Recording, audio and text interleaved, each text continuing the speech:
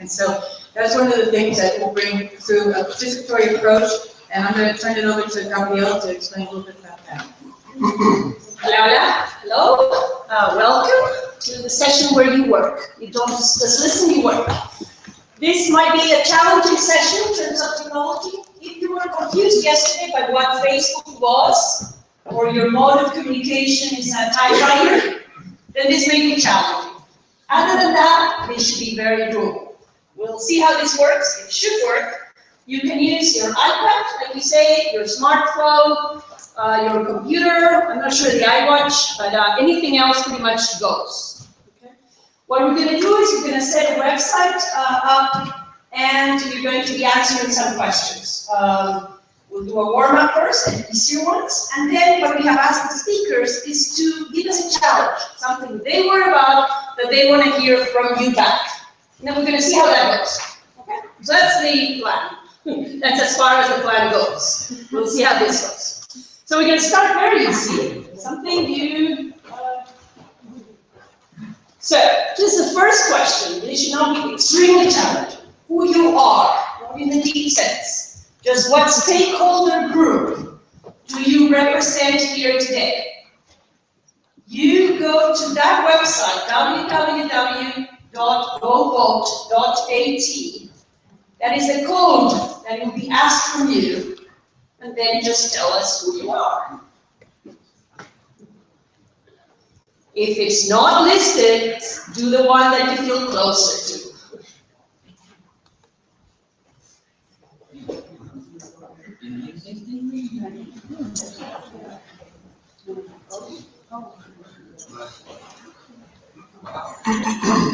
Six so far. Seven. Come on. I know more people are online, so. Who do we have in the room? 24 so far. 25. I think for sure it's going to be fun. We'll see. Well, the intergovernmental organizations, you know, well, we need to hear from some of the corporate producers are coming up slowly.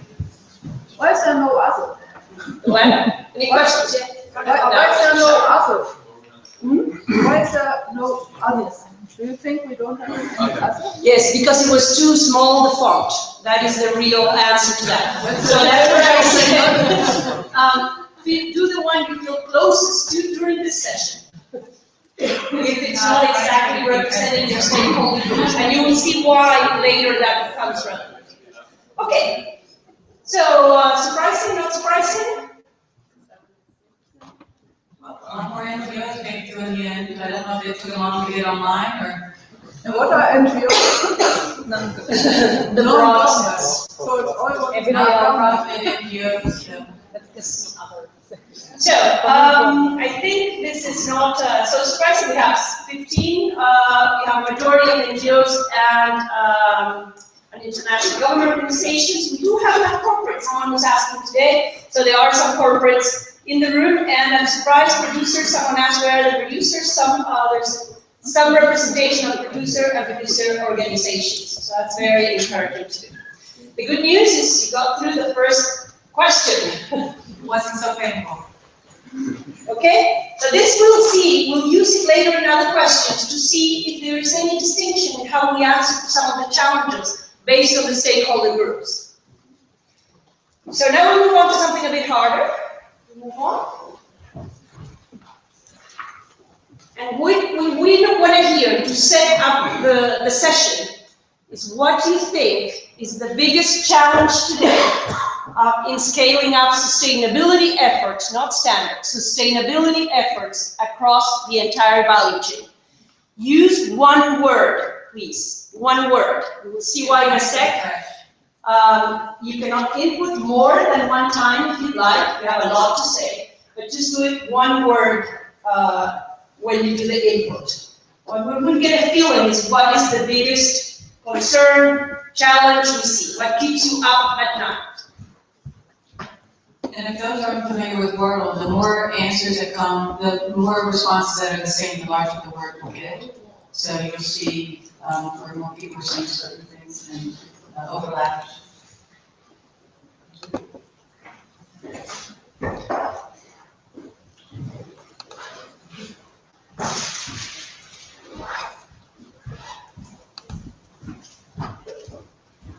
Harmonization, diversity, people are going towards each other, our way, all sorts of answers.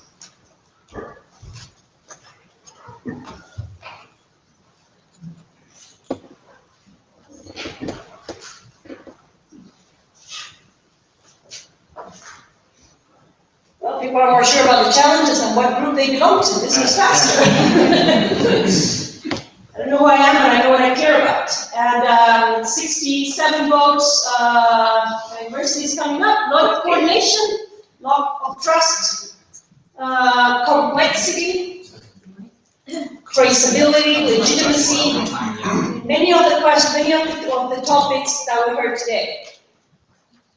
Surprises there?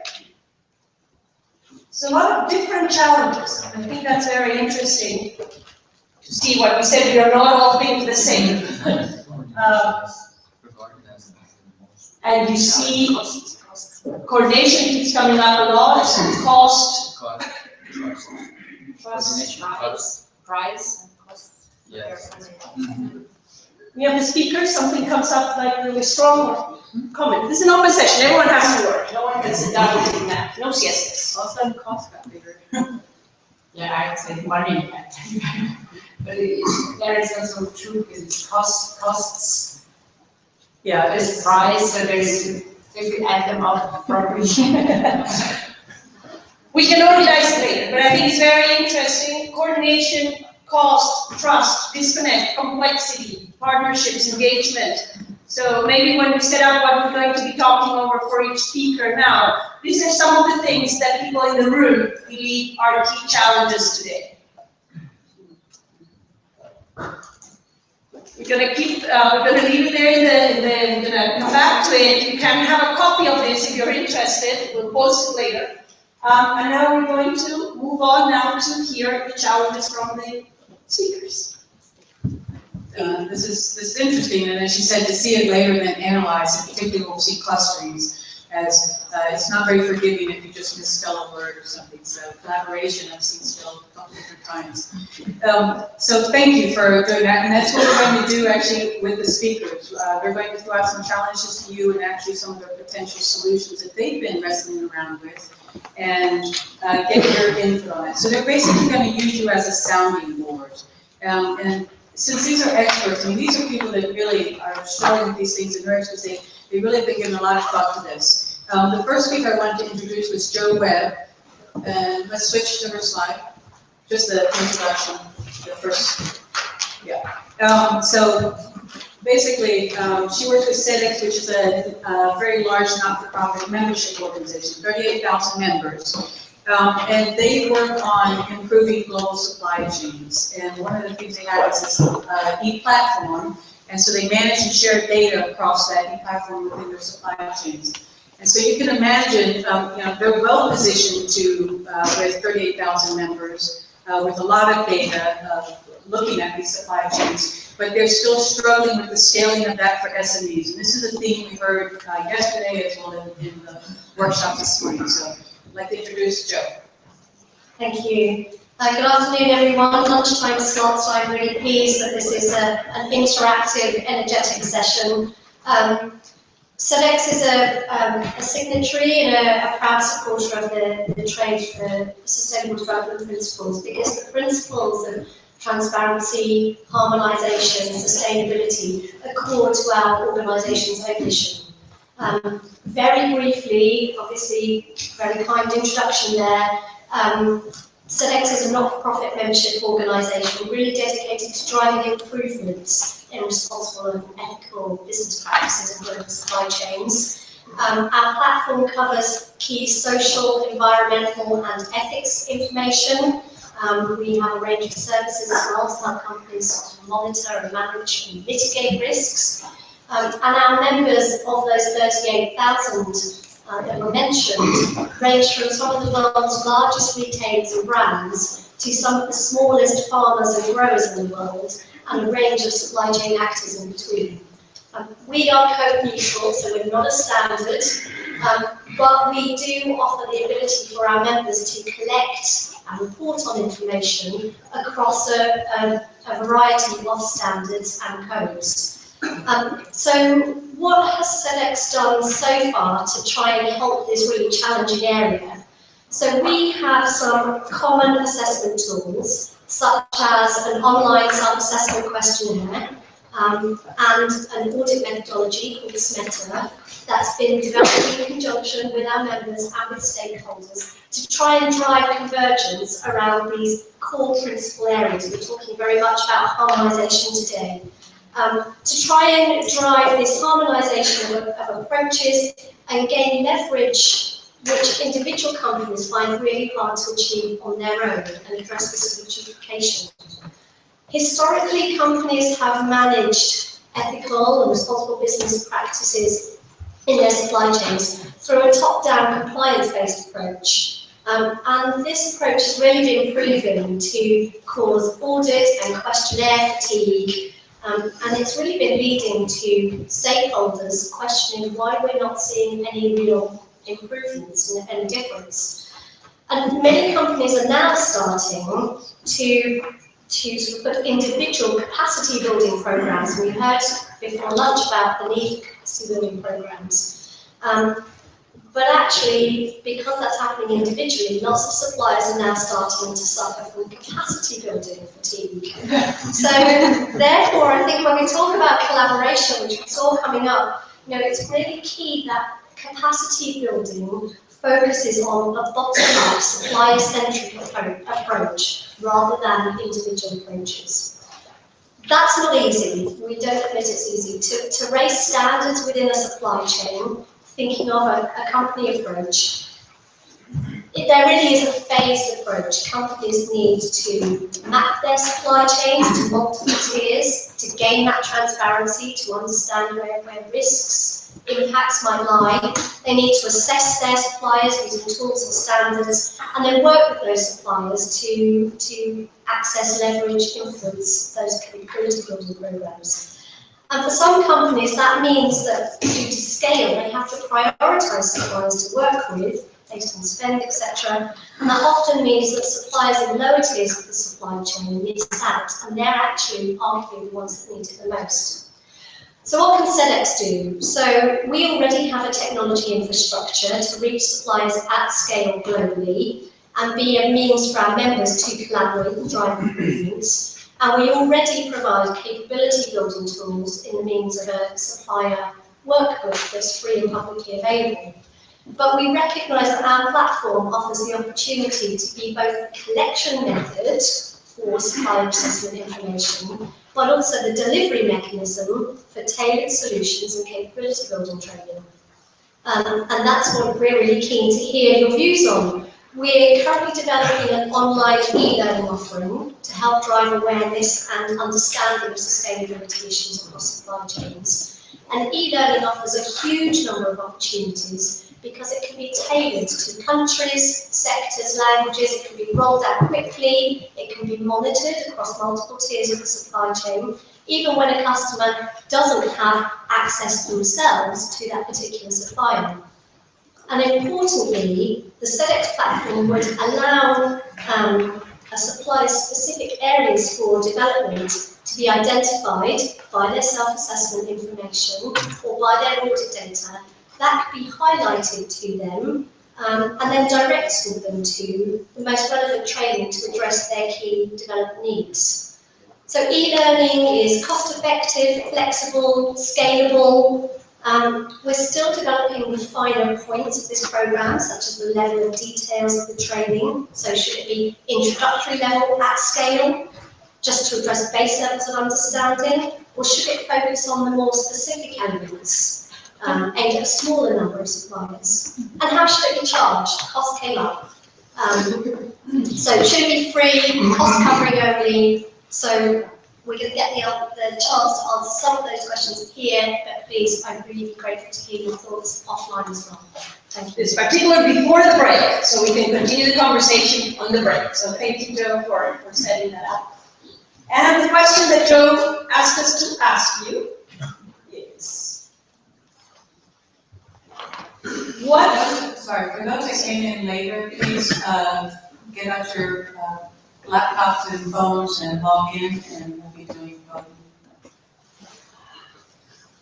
what is the most effective way to improve performance against sustainability standards in supply chains? So it's a multiple choice question. You have 6 choices. Is it better to do face-to-face training? Is it better to do online training? We know it's a bit of everything, but if you had to choose one to prioritize, which one would you give your vote? What do you think? So just one, we know we want to do all of them. You have to pick one, and also at scale. If you want to do this at scale, what do you do? Ooh.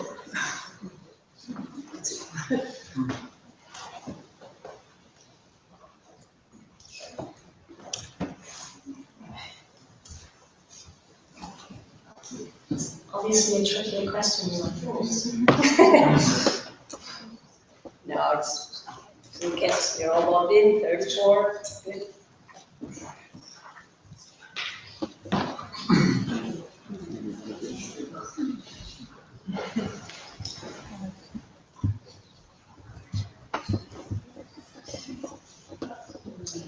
Yes, so some of these were highly resolved, so you're not biased. Yeah, we wanted to, everyone do their independent thinking.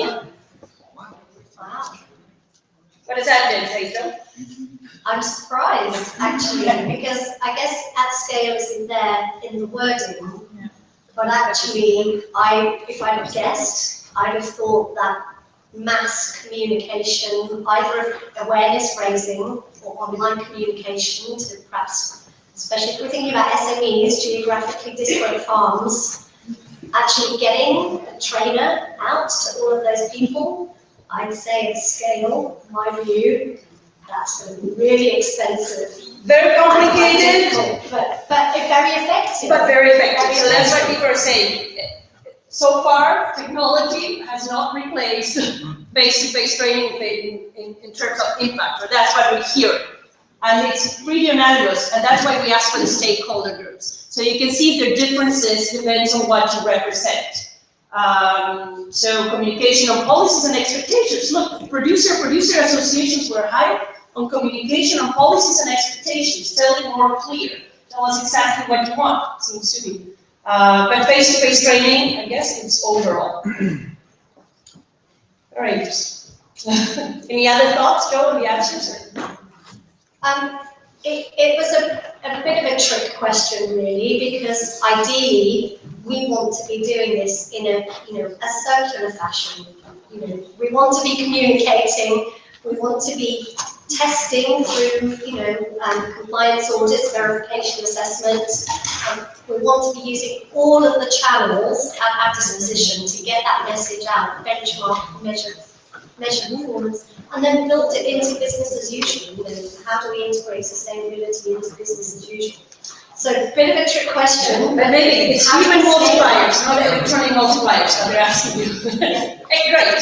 Can we go on? This is interesting, and then we can refer back to these as we get into the discussion. Was there a question, clarification? IUCN, I want to introduce Devaya, who is, IUCN is the world's oldest and largest environmental NGO. So they've got a lot of thought, been around a long time. They work on pragmatic solutions with the development environment. And they were asked, he's here to talk a little bit about the Lunar Stewardship Initiative specifically, where they were approached and asked by industry to work with them on this. And because of their respect as one of the oldest and largest NGOs.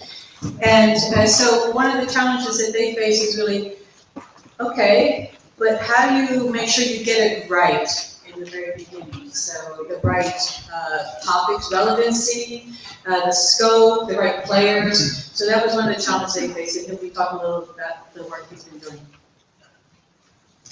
Thanks for the introduction. Thanks to ITC for the invitation and for organizing this interesting event.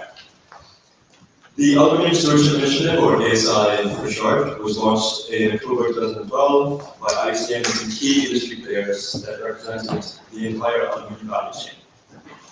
So from the extractive of the bauxite mining to the end users, the overall aim was to foster greater sustainability and transparency throughout the aluminium industry. So interestingly, those are the first two principles of the T4SD list of principles. Of which ICM is a signatory as well. Yeah. So the immediate goal of ASI first was to establish a performance standard that would foster responsible resource management of aluminium throughout the entire value chain. So this included mining principles and performance criteria in the area of governance, environmental, and social practices, and which are meant to be applicable to the various stages of the aluminium value chain. So from mining to production, transformation, and use. And I think, particularly around the use element, is an interesting aspect of the standard because it's really trying to close the resource loop, and so it's really trying to, it's drawing on the concept of the circular economy as well.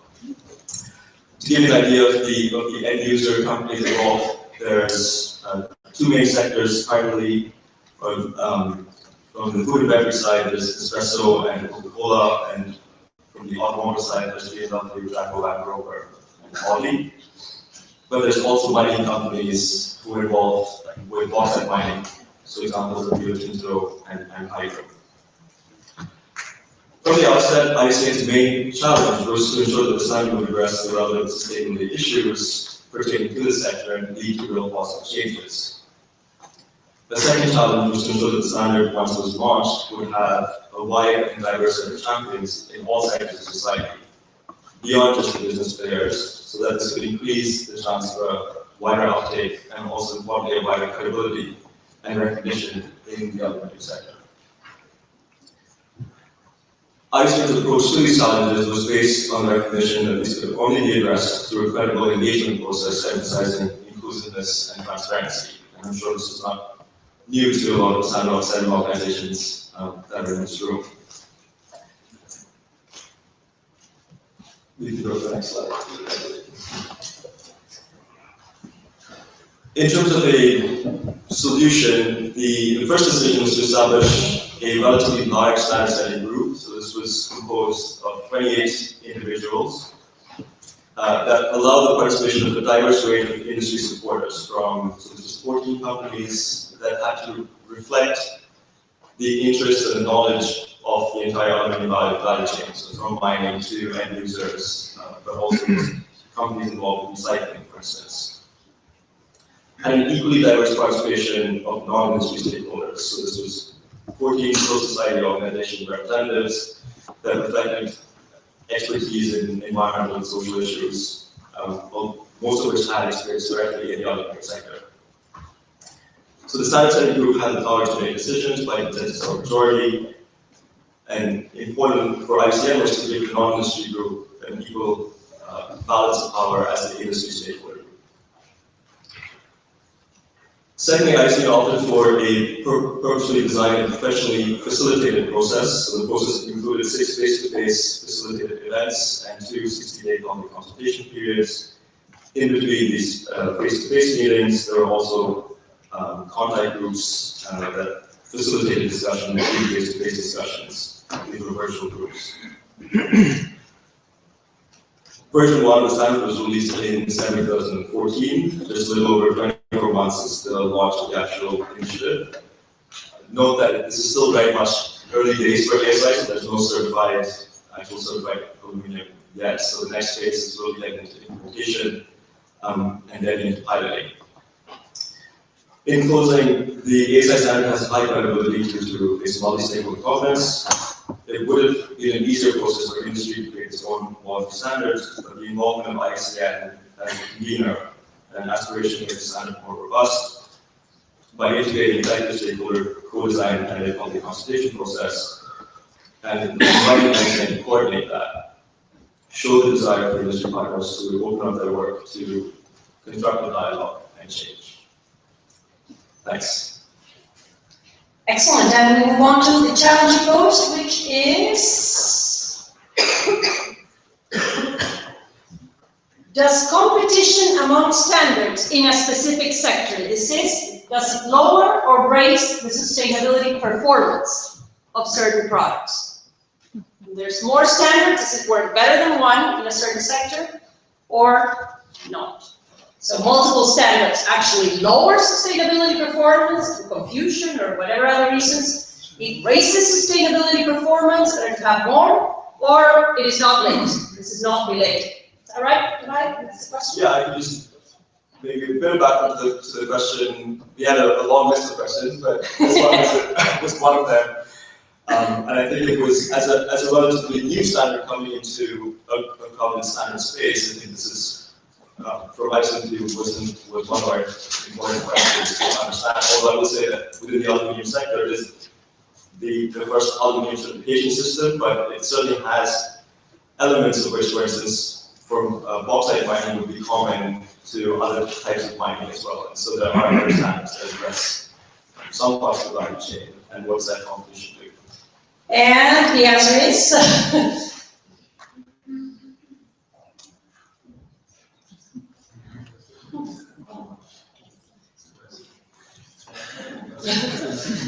surprising or not? Interesting, yeah? So Interesting, yeah. Maybe not so surprising because I've also worked in the bioenergy sector, and where you see a lot of different standards, particularly for biofuels.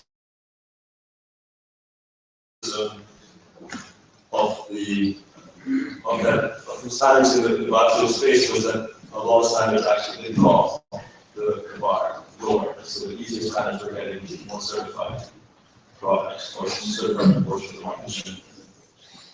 and we're going to say, does it cut some of the cut that we have here? Producers, look at that. Multiple standards lower sustainability performance. So the few producer associations in the room are saying the confusion or whatever reason does not merit. Is there one that voted the first one, lower sustainability performance, that has 30 seconds to say why? Now you say 44% said that, so someone must have an opinion about it. That's okay if you want to be anonymous. No, okay. Okay, and then so people are saying either lowering or it's not related. So the answer, I guess, from this group is loud and clear. Harmonization or integration or slimming down or something is really relevant in this space. Is that a fair answer to the question? Excellent. So let's go on. Hey.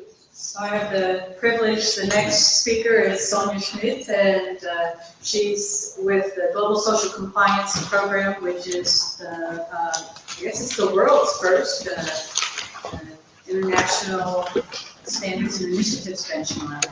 So she's been working on that, and she's going to talk about some of the challenges in her area.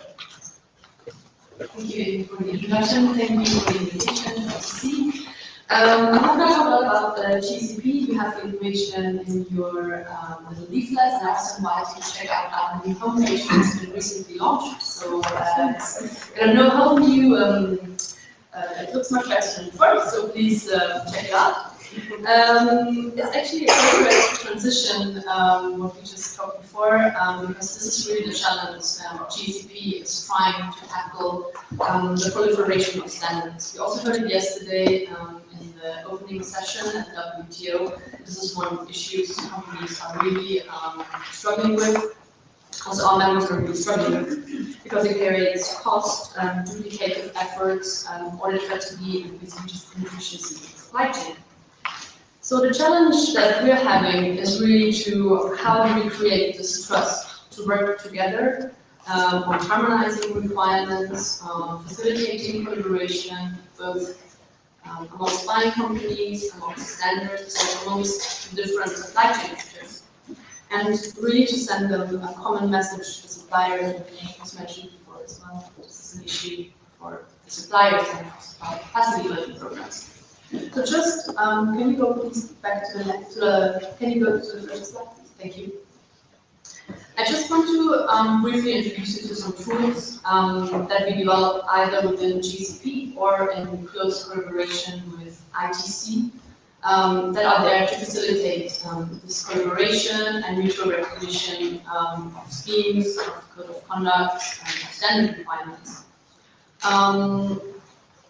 And that actually also then further T4SD principles of harmonization, of driving sustainability performance. So first, at the GCP, we started with creating a set of reference tools that serve as a meta standard or a standard of standard that outlines international labor standard, that compiles international labor standards, international environmental law, and basically outline what a typical code of conduct would look like for a company. This was developed with our members in a very thorough stakeholder consultation process. Then cross-sectoral, the open source development. So really this is compiling what good looks like for supply chain compliance, for social, for environmental, for the audit process and methodology, for the auditing competence, and we have the tools for suppliers and buying companies to help them implement them. So how can we make these tools more transparent, T4SD principles as well? So we collaborated with ITC to get them on Standards Map. You can either access them on the Standards Map portal or on our own GCP portal, and you can compare yourself against our requirements, both again for social and for the environment. This tells you what covers your code or your standard or the standard of your content.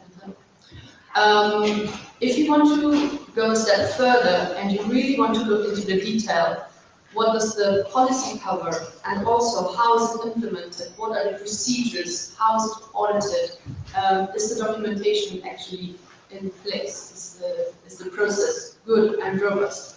Then you could go one step further and use the equivalence process, which is hosted in-house on the equivalence process platform, to really benchmark yourself against our reference tools with the aim of driving continuous improvement, because you might see gaps. Also to access the results of other users, which then helps you to know which standard actually works for me, which standard fulfills the requirements I have. And it's really a criteria per criteria comparison, and you get really in-depth knowledge about it. You can also share and compare your requirements, again, criteria per criteria with another user, always based if both users agree. So the information is on the platform and users have to agree to give that into it.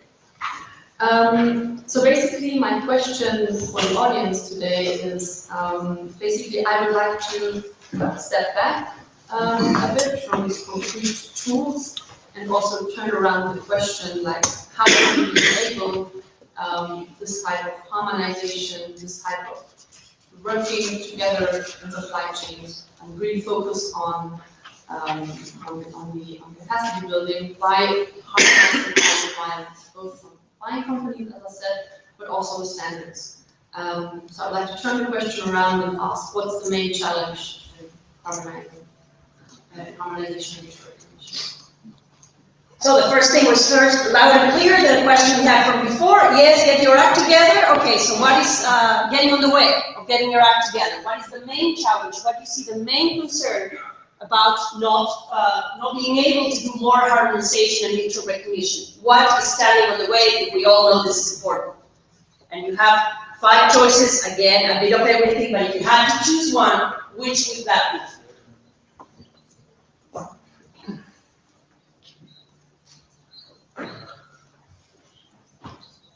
You've seen a lot of puzzled faces. Oh,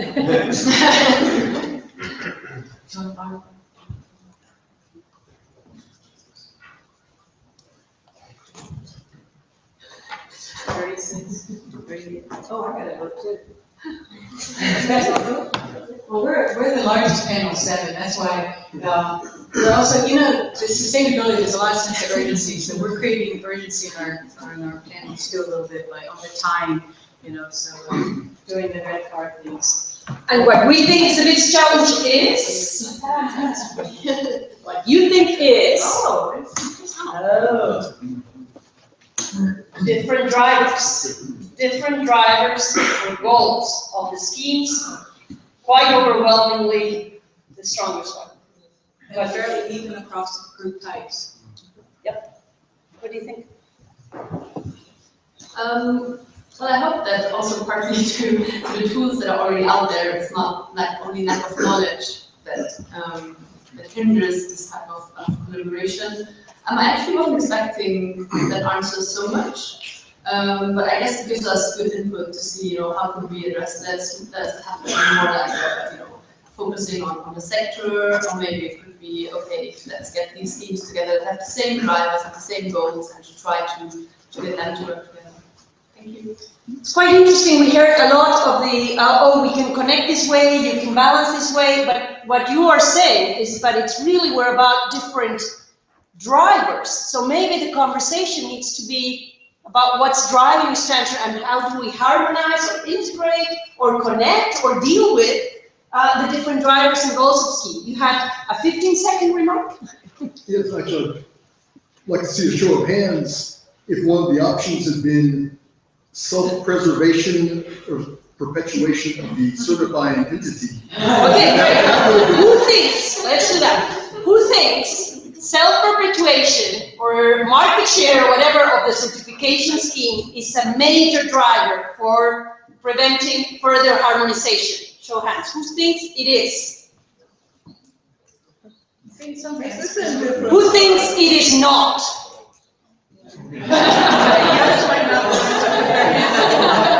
So most have no idea. But when voting, people say yes, that is a myth. So one of the drivers maybe in the schemes are self-survival. So if that's a big driver, then that's preventing some. Excellent. Let's move on. Well, very good.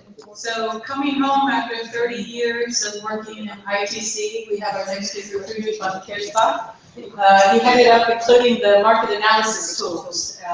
So he's been here, been around, a lot of experience.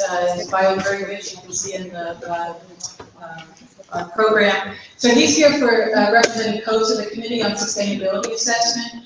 And people often struggle with what do they do, but I always come back to that kind of answer, measuring what matters, managing what you measure. So that kind of tagline is really, for me, sums up a lot of what COSA does. It is a not-for-profit consortium of a lot of players, and he's going to be talking a little bit about the challenges of scaling up to talking about measuring and metrics and getting data. We heard from Julie about the struggles of that.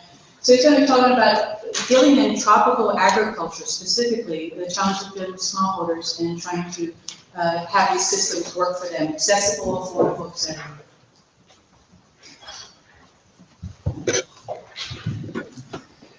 Thank you, Amy, very much. Tremendous pleasure for me to be here this afternoon, and I'm as excited and nervous as the first time 30 years ago when I was sitting. Now, of course, the T4SD principles are part of the COSA DNA, and we are signatories to that. Now, exactly a week ago, the world has adopted the Sustainable Development Goals. And smallholder agriculture, in my view, is going to be at the heart of what is probably humanity's most ambitious development program. Why? Well, 70% of the world's poor are in the rural sector, and 70% of the world's food production is produced by smallholders who will in turn have to double their productivity over the next 15 years. So we have this triple challenge of how do we eradicate poverty, how do we double the productivity of the agriculture sector, and at the same time, how do we respect our sustainability goals? That's really the tricky challenge. And in my view, it is clear that one of the critical success factors for that are monitoring systems to identify and to address bottlenecks in real time, and for all the stakeholders to enable us to take corrective action. Now, this is a huge challenge because, as you know, and as we've seen with your second survey, that sustainability issues are diverse, they are complex, they're not linear, they're moving very fast. And therefore, it's so important that we innovate in this process. And I think that this question of monitoring systems is something that's very much in line with the question that was raised this morning by the trading company Econ, and the point made by Mathieu Lamolle about the need to get systems to understand and to manage sustainability. Now, in response to this, COSA has been developing over the past few years a performance monitoring system, and that's distinct from a focus of work in the past on impact assessment and baseline surveys, where COSA has been surveying tens of thousands of smallholders all over the world to get a real handle on the three issues of social, economic, and environmental issues. So let me take a concrete example to illustrate how this performance monitoring system works. Recent example, multinational with a large number of supply chains across different regions of the world, and with a variety of challenges, is trying to figure out how to reduce trade and transaction costs and strengthen its sustainability record. What this company needed was an integrated reporting platform, which would be based on meaningful and standardized metrics, based on solid methodology, and in line with international conventions, and with customized key performance indicators, KPIs, which could also be identified jointly with other members and players in the supply chain. Secondly, they were looking for something which would provide for consistent and real-time reporting, not 6 months after, but right away. They were looking for something like a data democracy, where there would be full transparency, not only for the people at the bottom of the supply chain, but upstream as well, in particular for producer organizations.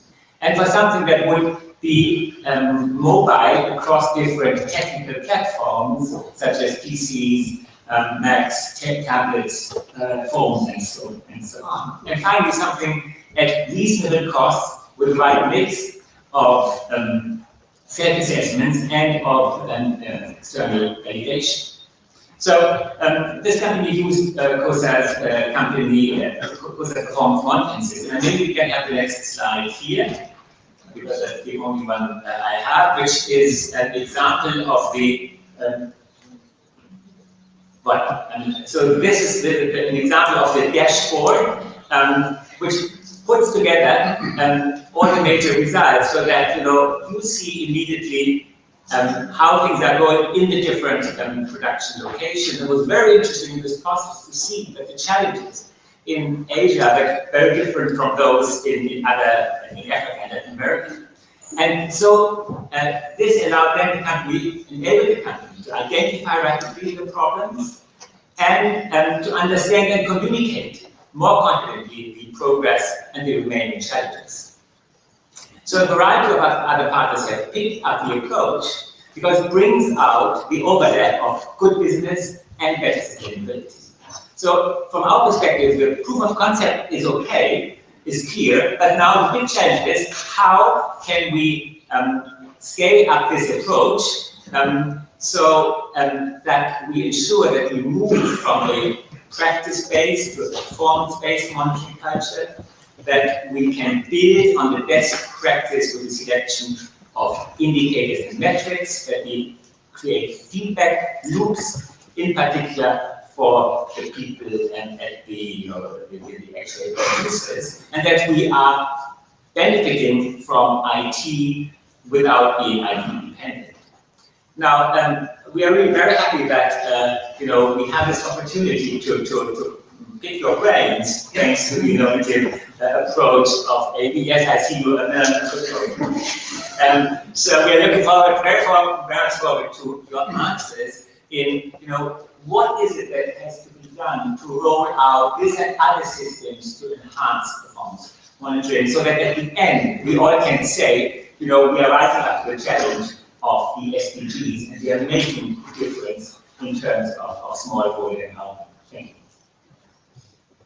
And since now you're experts in the stool, we make it a bit more difficult, and what we want you to tell us is what areas in sustainability performance monitoring are most important to further develop, to know if things are working. This is not just about standards, it's every activity we do that has to do with that. Either not important or extremely important. Please don't put everything extremely important.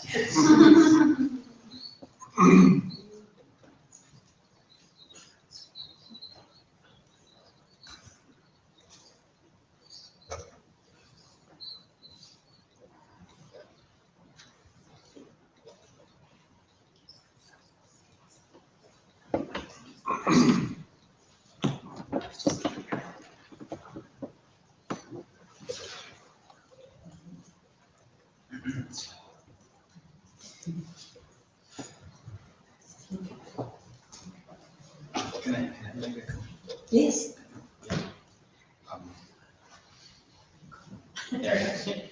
That I want to say Frederick for bringing out probably the first time during the whole forum the issue that 70% of the food we eat is produced by smallholders, because a lot of the attention during the venue has been driven towards the large industry, large plantations of these and large plantations of that, pulses, cereals, and blah blah blah. But and it's really important that large multinationals that control these vast amounts of land make lots of efforts towards sustainability, but also the smallholders have to be attended and have to be consulted and assessed to improve their sustainability as much as the big ones are. And bringing attention to the smallholders, which just sneaking me a little bit on my own subject. Come to you. And that's what Friedrich is saying, but it's hard, and it's complex to know if it's working.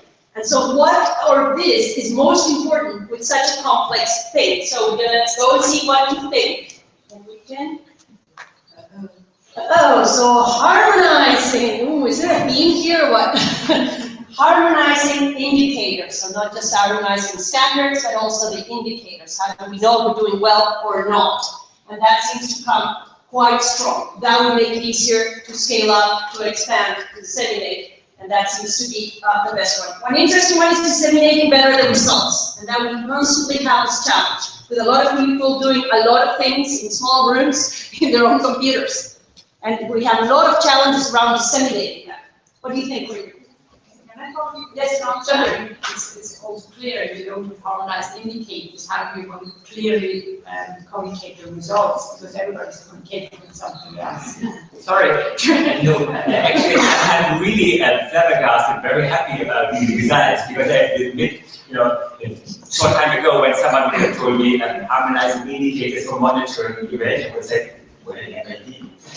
But I didn't see the interest, and that's actually the area where COSA has done an amazing effort to get this going. And when I then, since 2 years, became close involved with COSA, I understood that this work on identifying the issues and then looking what are the best indicators, and to ensure that all of us have indicators that are comparable to these measures, that this is such an important area. And I personally have learned through this exposure how much work has gone in there, and how much more needs to be done to ensure that, for all the key issues, we don't use everyone differently, because at the end, rather add and reduce the confusion.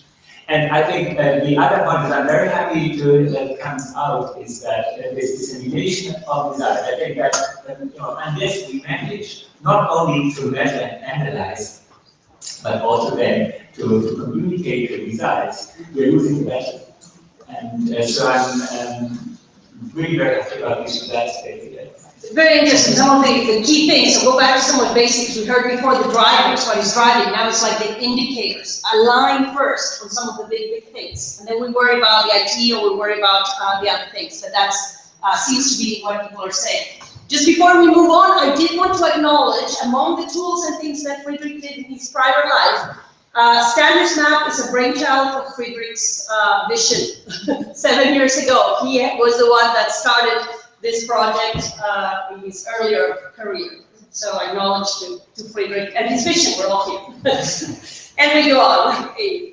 Great, next one, Javier Azmendi, and I was very happy to hear when I asked him, is it zero? Because I wasn't familiar, it's a private standard, and it's zero waste now, and then in Spanish, zero. So, anyway, so that helped me to remember how to pronounce it. It's really interesting. Fast food, one of the things, so he works is around fruits and vegetables, or private voluntary standard that they created around zero waste residues. But what was very interesting is the work they focused on and the challenge he brought. So fast food, those in the slow food movement, it has a really bad reputation, but it's growing very rapidly globally, particularly. It seems for some people, fast food and sustainability is an oxymoron.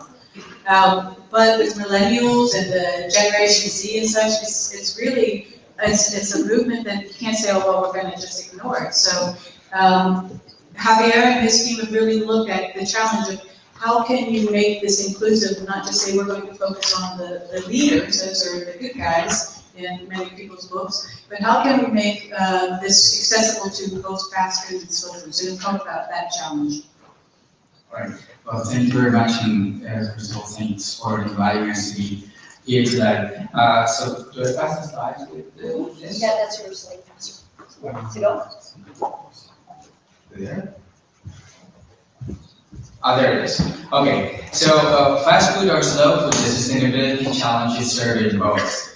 I would like to start first with telling you that I would like to live today where I see, for example, the clown, the king, Colonel Sanders, and the little girl with freckles, or saying that the food is not only good or delicious whatsoever, but that it is sustainable and accountable. So hopefully, one of these days, we'll get to that point.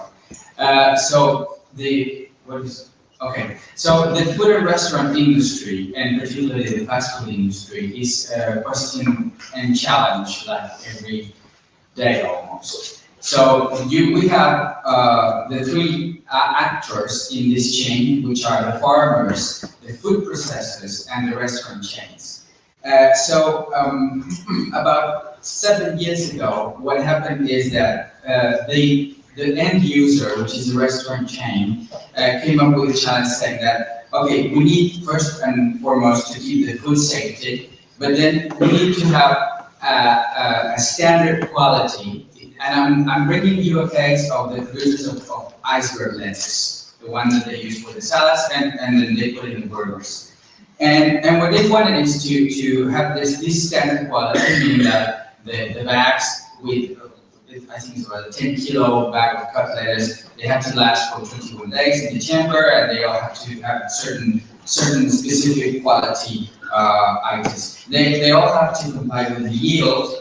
And at the same time, they had a fixed price. And what they wanted was to have the farmers having a decent income with low waste, with low food waste, and low environmental impact. So they wanted to sort of wrap up the entire chain and say, okay, we want to have our farmers making up a decent living, but still we want them to deliver the product that we need at a very competitive price, meeting our quality and industry standards. What happened is that they said, well, and on top of that, we're also facing the challenge of environmental impact, climate change, and carbon offset, and so forth and so on. So the graph, I don't know if it's very small. The graph that you have there is the lower one. is how the climate change is going to affect the food production, meaning that by 20 or 30 years from now, we're going to be having more food endangered on that pink and red zone of the graph that you see. So the production conditions are going to be more difficult. And then those little bars that you have on top are consumption and use of fertilizers, pesticides, water, energy, etc. in farms in Spain and in France with a 5-year measuring data collection. So basically, what you see there is that on the bar that is more on your left is it year 0, where the farmers were consuming a considerable amount of fertilizers, diesel, and pesticides, and how by doing exactly what it was mentioned before, what to measure, measuring the important things, and I would interpret incorrectly the things we measured and what the things we're doing. So that's the approach we gave to the project.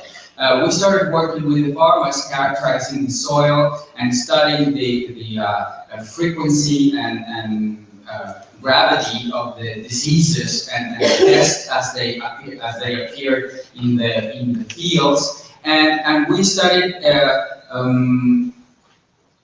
rational ways to tackle these problems, and mostly working on the prevention, on how to be one step ahead of what's going to happen with the farms. So with these, we achieved, or we are on the way of achieving the goals that were set for this very particular industry, I would say. That is keeping the food safety issues on top of the shelf, improving the sustainability, and reducing the environmental impact. So all of this production is taking place in Spain and France. So this is a real case that is happening right now. It's been going on for the past 6 years, and that's what I brought to you this afternoon. Sorry. Excellent. Thank you. For Spanish speakers, this is really hard. Speaking to 5 minutes. I speak for myself. So the question or the challenge that Javier had for everyone is, what do you think is the most relevant sustainability element to improve in the food supply chain? Are we focusing on the right things? Going back to the basics questions. Okay. So is it agriculture yields, shelf life of products, or water efficiency, etc.? Again, it's a bit of everything, but choose one. Ooh. That's a hard one. Try to think outside of your own box. So many different things, but one.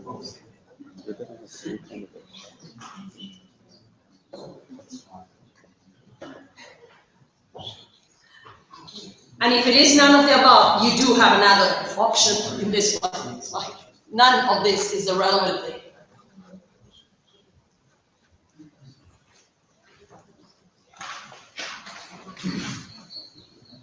And let's see, Javier, we're focusing on the right thing or not?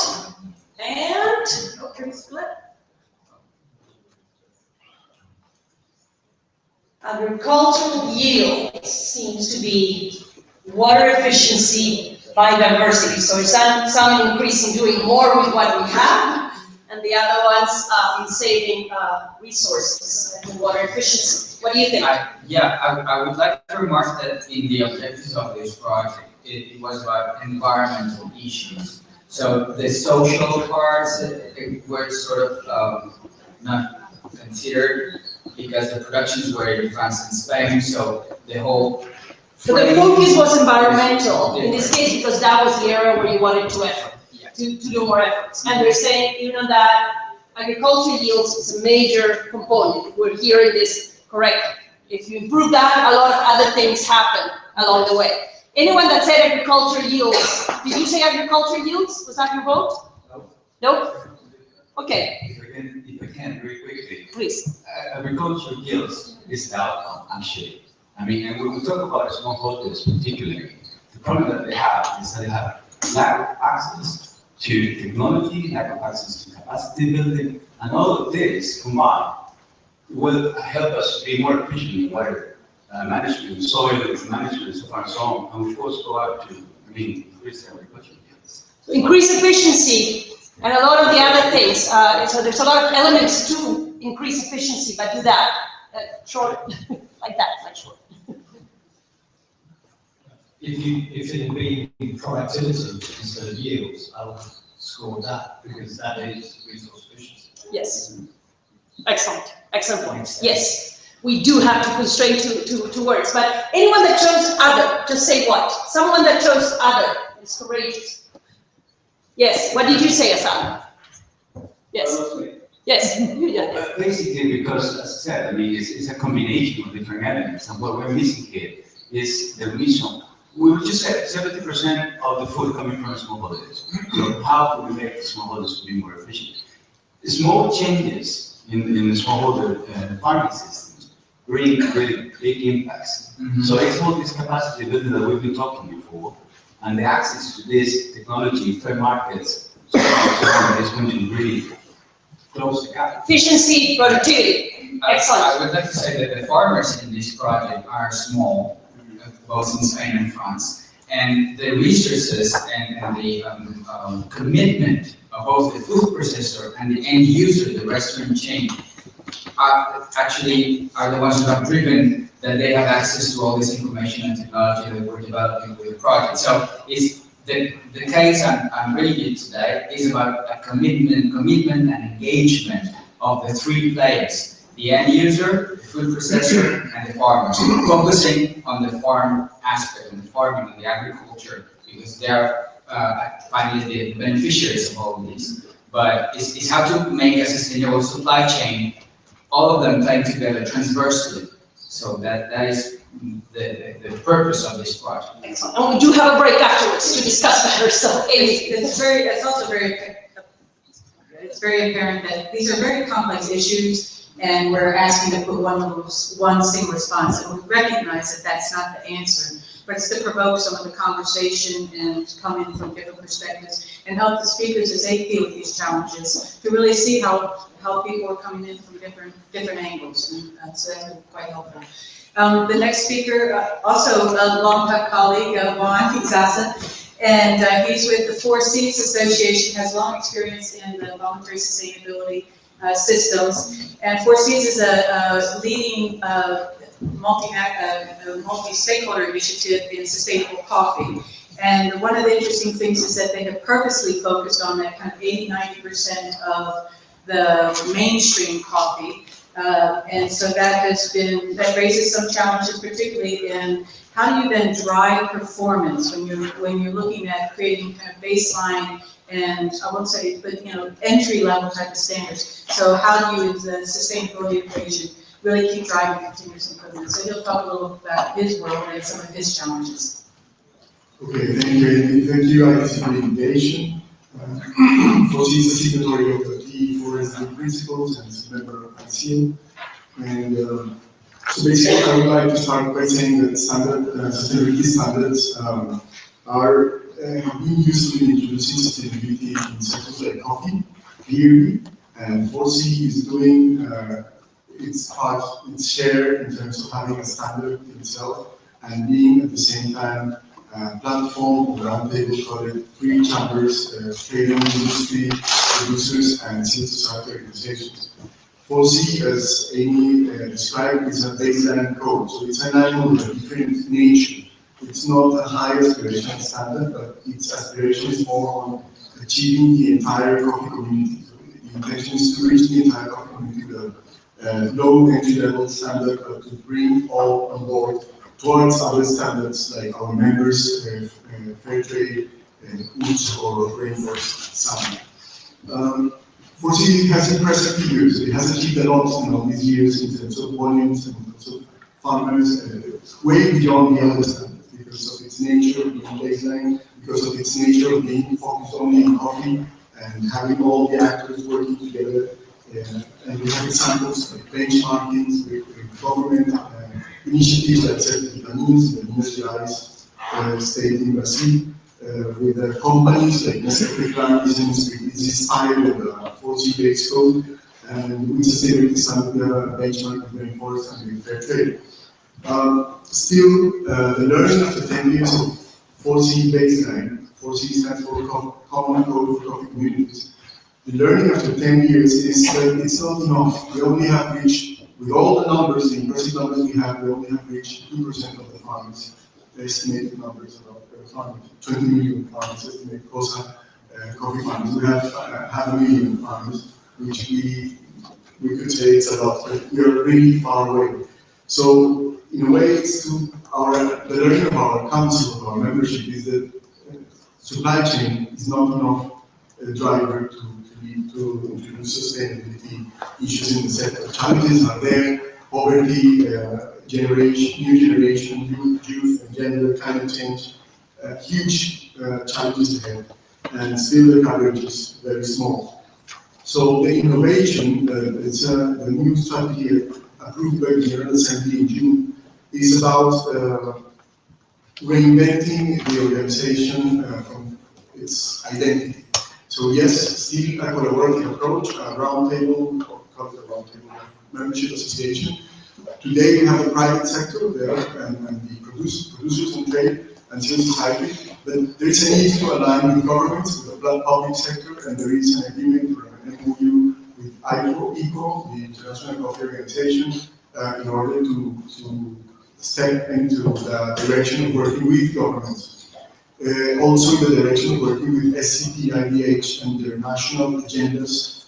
So one of the things is to have a common, agreed, aligned agenda, so that all the efforts that are spread in different directions converge into one direction together with SCP, ICO, and other entities which are in the process of participating in this new strategy.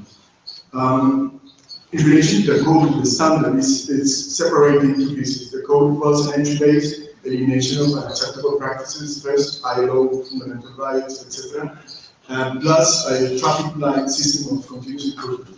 Now, the proposal is the code. We have a code which is baseline, and we have a continuous improvement framework outside of the code. And the code is maintained baseline. It's a non-negotiable compliant code, which we want all coffee producers in the world to reach, all actors. And the code will be offered to any actors that are willing to take it up, especially nationally governments, so locally, coffee producing countries to take it up. So it's open for wide sector adoption, and the continuous improvement part is one in which it's to be developed an area of a common reporting framework with key performance indicators to be built using also and connecting to the experience that COSA has, Sustainable Food Laboratory has, LCD, and where companies want to compete, because companies want to differentiate, as Dr. Christian Moller was saying this morning. Companies want to differentiate, they want to compete in their sustainability efforts and success, and they want to sort of show what they're doing. So that we need a framework, a common agreed framework. And that's basically it, the three elements of the new strategy, that is the innovation in the direction that 4C is going now. Right, and what's your challenge? Your challenge is? So yeah, that's the question. Provocative in terms of coming from a baseline standard. It's a baseline standard, but is this the way to go? Is it better to enable 3 farmers to advance 10 steps, or 10 farmers to advance 3 steps? It depends, there's a bit of everything. Okay, but here we simplify things, so please simplify with us. Yeah, you can't use two, well, you could actually, if you have a phone, a smartphone, you can go Yeah, 10 farmers, 10 steps, yes. Be nice. We'll get to that when we get to this kind of contact question. Maybe we can afford all that. So this is one I've talked with a couple of some of the breaks, and how to, is it really that, is it better to move a couple really just as models even, so there's maybe a different purpose for it, and really showcase that as leadership, or is it moving more of a larger amount? And if taken to the extreme, what you say is. Yeah, and possibly we do that. It's not to say that, let's say, it's good that 3 farmers progress 10 steps, and they're doing it, and you have the low-hanging fruit the next morning. But I think it's time to look at, or everybody's also the other segment. That's the purpose. It's not to say high aspiration standards are not valid. I think they show the way very important. When put into the trade-off, you're saying to foresee, there is a reason to be. Yes. There is a reason to be. Enabling 10 farmers to get to a baseline that's sustainable, it's a very valid driver for this. You should go happy. Excellent. Was there anybody from the minority there that was willing to say very quickly the rationale for going 3 farmers, 10 steps? That's okay. I'm sorry.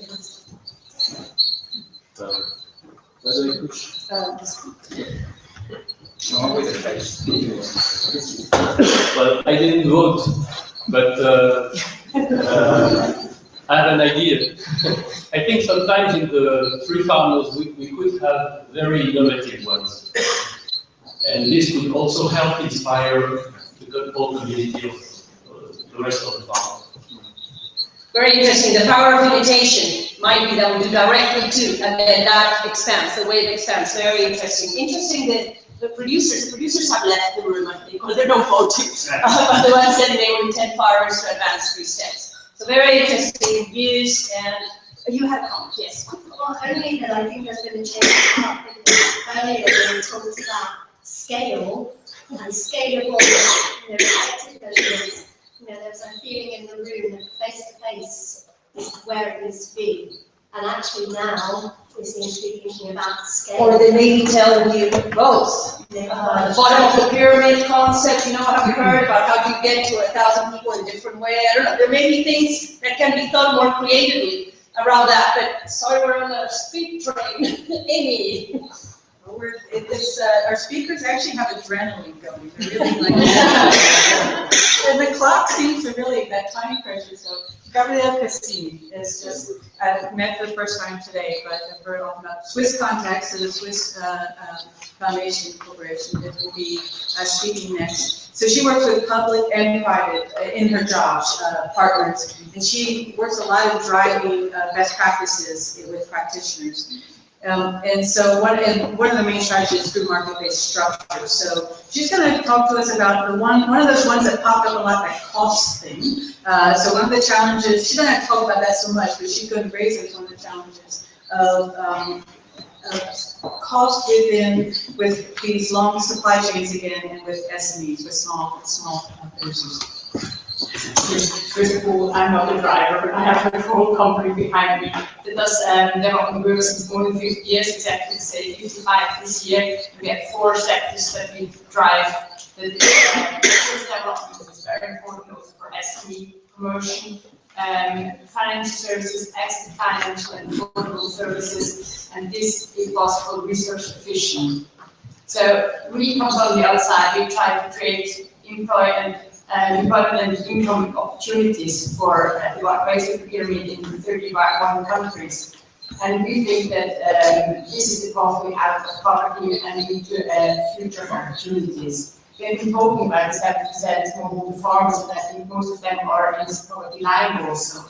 So, I mean, in order to increase their incomes, we have to foster sustainable growth, and we have to drive this with innovative, competitive private solutions and business-driven solutions on the ground that add value to the economies, but also to underserved populations by including them into these markets.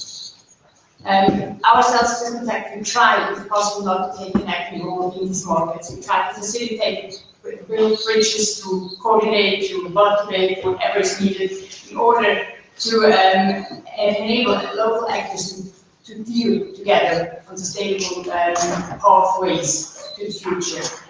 Very often, I mean, we also foster technical support, and if possible, we try to establish systems that are there when we have because the projects have an end, and after this end, we hope that there's a sustained base there. But then we come again to smallholder farmers, when we were asked to talk here about including smallholder farmers into sustainable value chains. I had a little bit kind of a minute to talk, to think about that. Sustainable value chains. Okay, what's that? So, because for us, sustainability and certification starts the same. So, normally when we are talking about smallholder farmers, they don't have sustainable value chains very close by.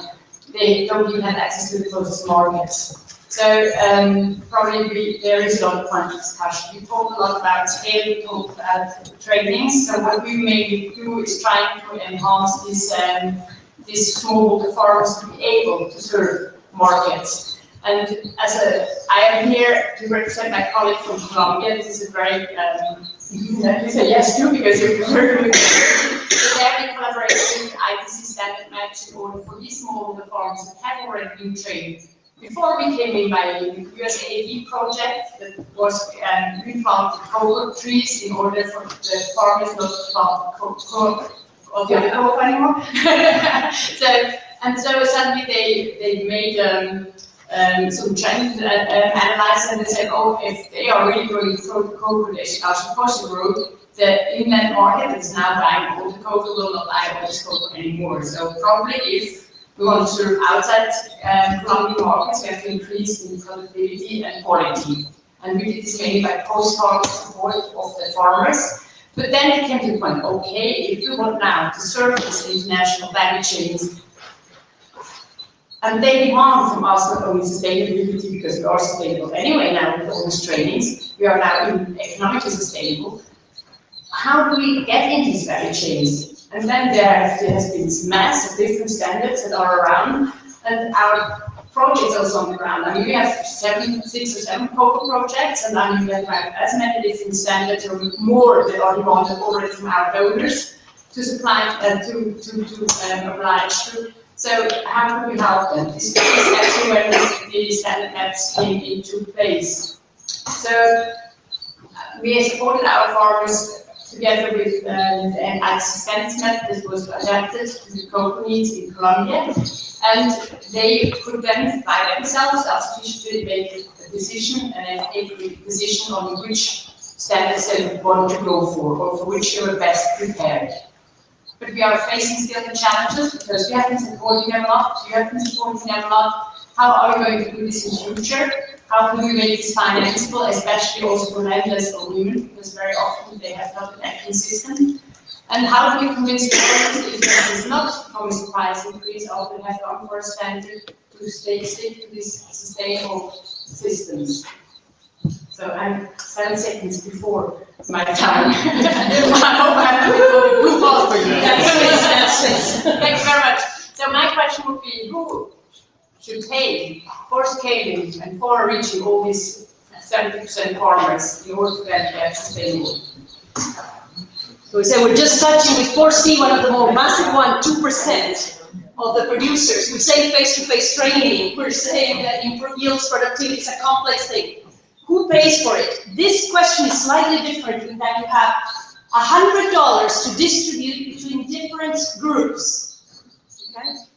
And you could say the producer organizations pay everything, so you put 100 there and 0 to everyone else, or 20, 20, 20, 20, if everyone pays the same. You get the idea? So you distribute 100 between those groups. I know this is complex. This is because by now you're advanced. So it probably takes a little bit longer. True.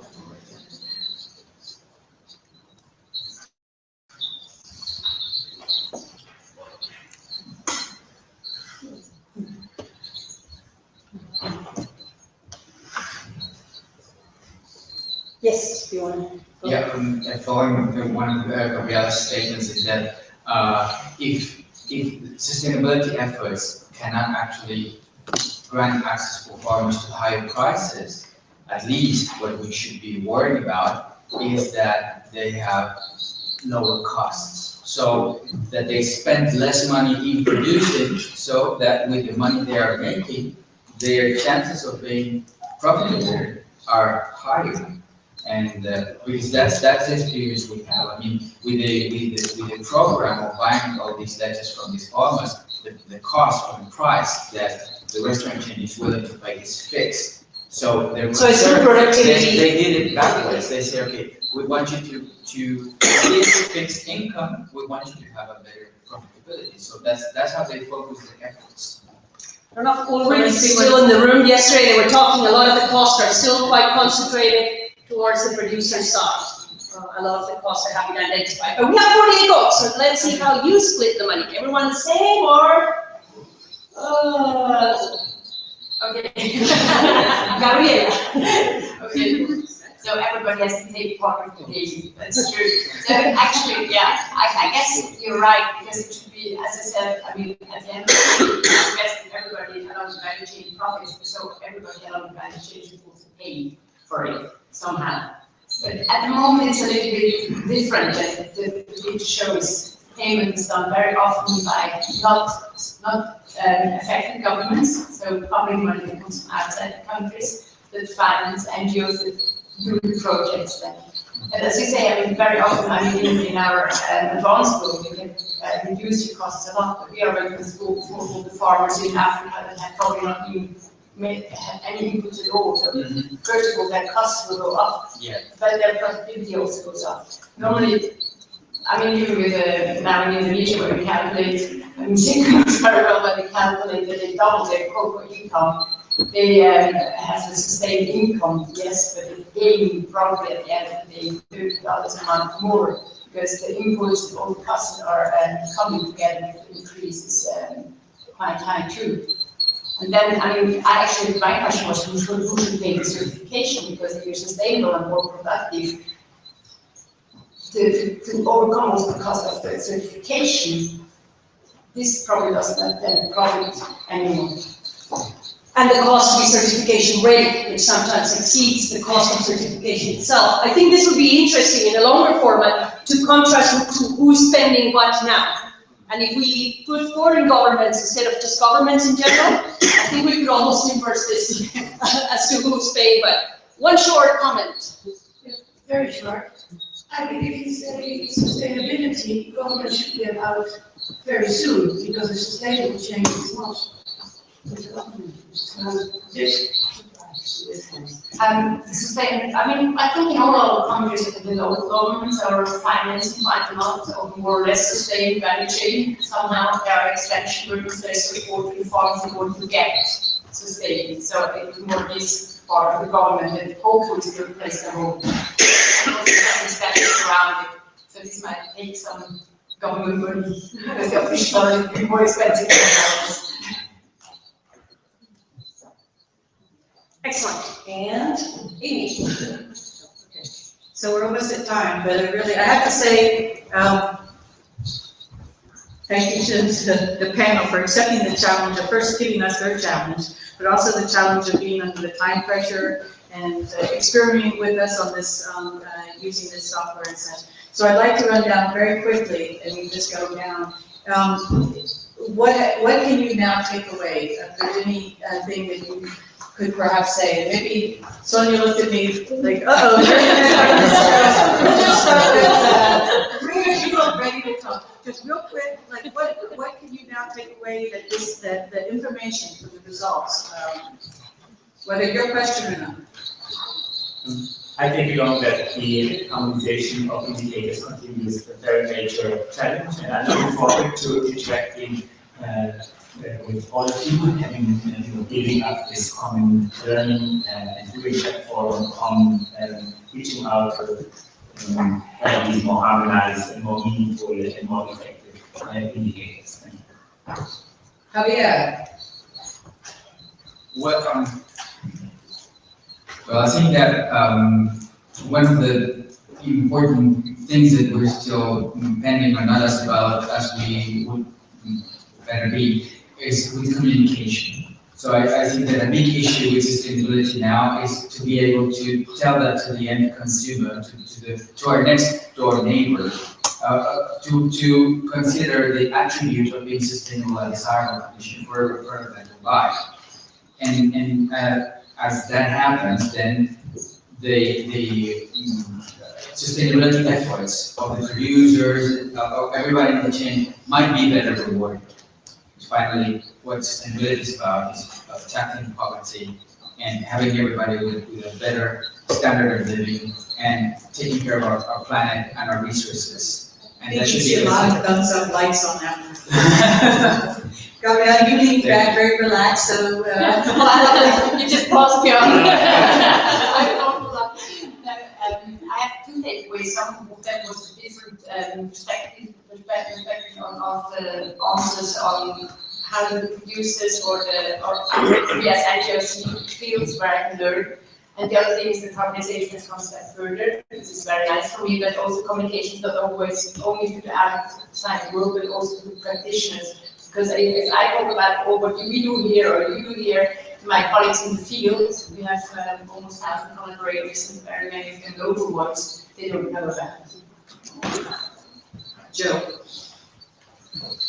So I think across the panelists we've heard about harmonisation, so I think that's something really key to take back. And also just some more thinking to do on how we balance this really complex question between sort of scale versus effectiveness, and how do we go broad, do we go deep, because actually it seems like we can't really do both. Anyway, with more questions. Good segue to one. For me, I take that it's nice to hear this shared view about we need to go broader, but as well as mentioned, it's also important to keep going deep. So I think many other comments. I think the measurement of measuring the impact as well is a very key issue, and that is a big challenge for us. Tobias. Sonia was sure she was on. A few points. I think for a new strategy coming into the implementation phase to understand the high risks of lowering overall sustainability performance if you're getting into a sector where there's a lot of standards. But I think I also want to mention that it was interesting that the other answer that got all the votes was also that the numbers does not necessarily have to relate to sustainability performance. I think that's an important point, as well as that, because it does depend on where the producers are, so, and also the different sectors that the standards are trying to introduce sustainable practices into. So if we're talking about an entry-level standard in a sector like coffee that's needed, I think it provides choice, and ultimately we're all trying to move towards more sustainable practices, but we have to do it at a rate that's reasonable. The second thing, from a new standard perspective, I think the harmonized monitoring again systems, I think, particularly an important point for new systems to pay attention to. And the last point I was making, from ICA point of view, we certainly see standards as one tool, but we're also interested in the interaction between standards and policy and how standards are raised. Can standards actually influence policies, that policy and public regulation are also raising that bar. That's Great, thank you. And Sonia. The adrenaline level is doing up by Amy.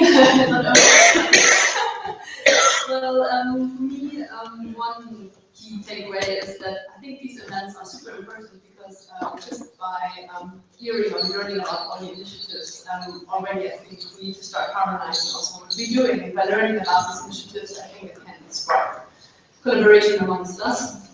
Then I also have some thoughts about the standards that sustain themselves, that was brought up in the audience. And I think for that, actually, knowledge about standards and trying to promote standards that are actually robust and that do try their best to promote best practices on the ground and drive impact. is really important.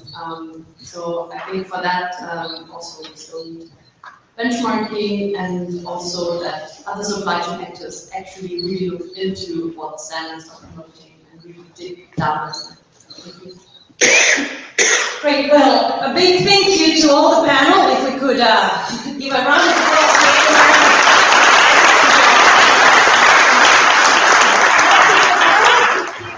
Round of applause to the real hard workers of the afternoon. Thank you very much for everyone for playing along. We know we have condensed, like we said in the trade-off, we heard a bit from many instead of a lot from many. So hopefully this was a trade-off that in one of the sessions worth to do, and going back and forth. The idea is that the break is right after this. We can continue the conversation, and we have one more last thing that as we're going out the door, we talked a lot about challenges and problems and difficulties and spending. So before we go, or as we go, we'd like to give you the last question, say, what do you see as the biggest opportunity? What are you hopeful about all this? What makes you smile? Okay. It's again an open-ended, use just one word, it's the same as in the beginning, and we're just going to see it as it comes up, and as we close the session. It is all, no one's saying it, it's collaboration that makes you hopeful. Dialogue, starting the dialogue. Alignment, dialogue. 40, someone was trying it. Innovation. Yes, very nice.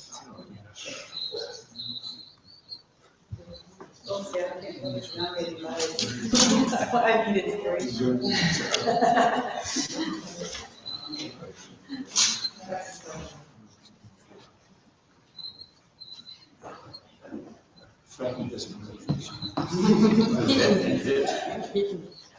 You can vote more than once in this one, but don't overdo it.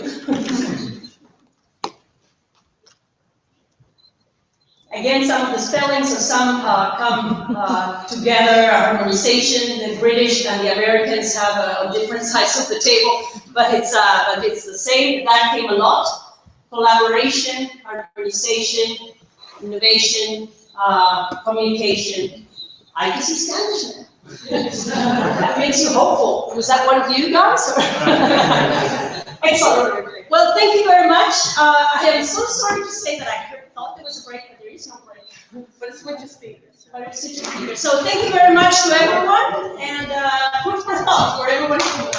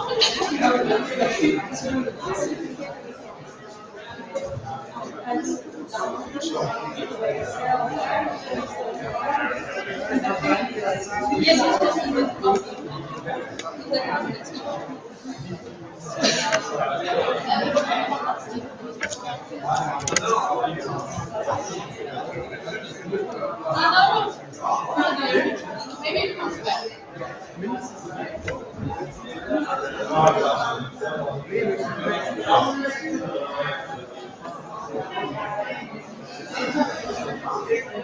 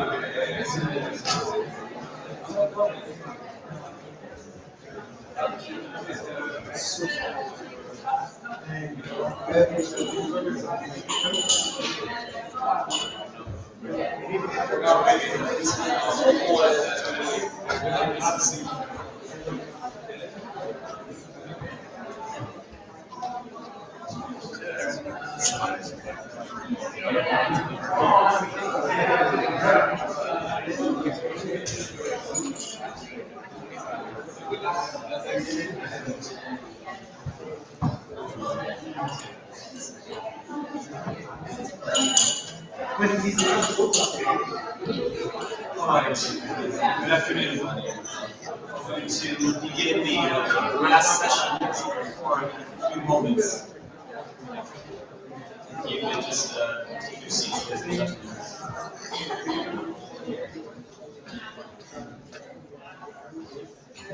So, our moderator, Andre, you know, that had to leave early to participate back to the UK. So, I have offered to step in his place. And today, at the last session of the T4SD Forum in 2015, we're really going to touch upon the policy perspective from the public sector side. So, with me today, to my immediate right, I have Timmy Hooks, the head of the Trade Promotion Division of the State Secretary for Economic Affairs, or SECO.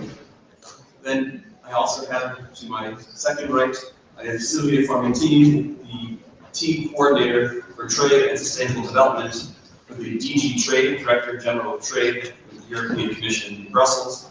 And then to my left, I have Hendrik Schmidt-Scudote, the Counselor of Development Policy, the Permanent Mission of the Federal Republic of Germany here in Geneva. And then Xinhuan Sun, First Secretary, Permanent Mission of China to the WTO. And through a video link, a recorded video tape we'll play in a moment, Jason Pearson, who is the Executive Director of the Sustainable Leadership Purchasing Council in the US. So the kind of subject of today's last session is really looking at the public sector and policy view. What we'll do is we'll start off with this video from Jason. We'll get that queued up right now. And basically we'll be looking at, Jason's not a policymaker in the US, but he works closely with North American policymakers. And we thought that it would be a good idea in this session in the forum to kind of get the North American perspective on what's happening there. First, we'll talk about the Leadership Council, what they do in terms of sustainable public procurement in North America, their views in terms of transparency and harmonization of standards, and how that's influencing policymakers in North America. So let's try to get that video on the screen, and it's about 8 minutes, and then we'll continue with the rest of the panel discussion. First of all, thank you to ITC for this opportunity to speak with you, and my apologies that I cannot be with you in person.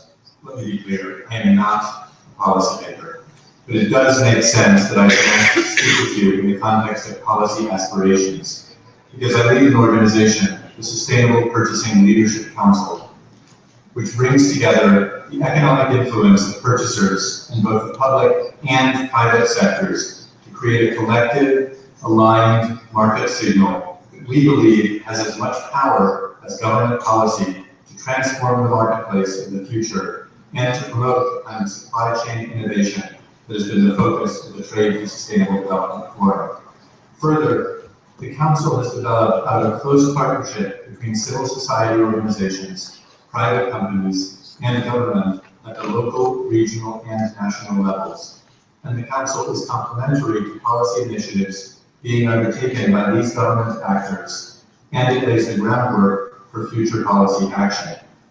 I am here to offer our perspective from an organization based in North America about what is happening here in public-private initiatives on sustainable production and consumption, and how we see these initiatives promoting supply chain innovation and a sustainable future. Just to introduce the Council first. The Sustainable Purchasing Leadership Council is a public charity based in North America with a global membership and an increasingly international scope. Our mission is to support and recognize purchasing leadership that accelerates the transition to a prosperous and sustainable future.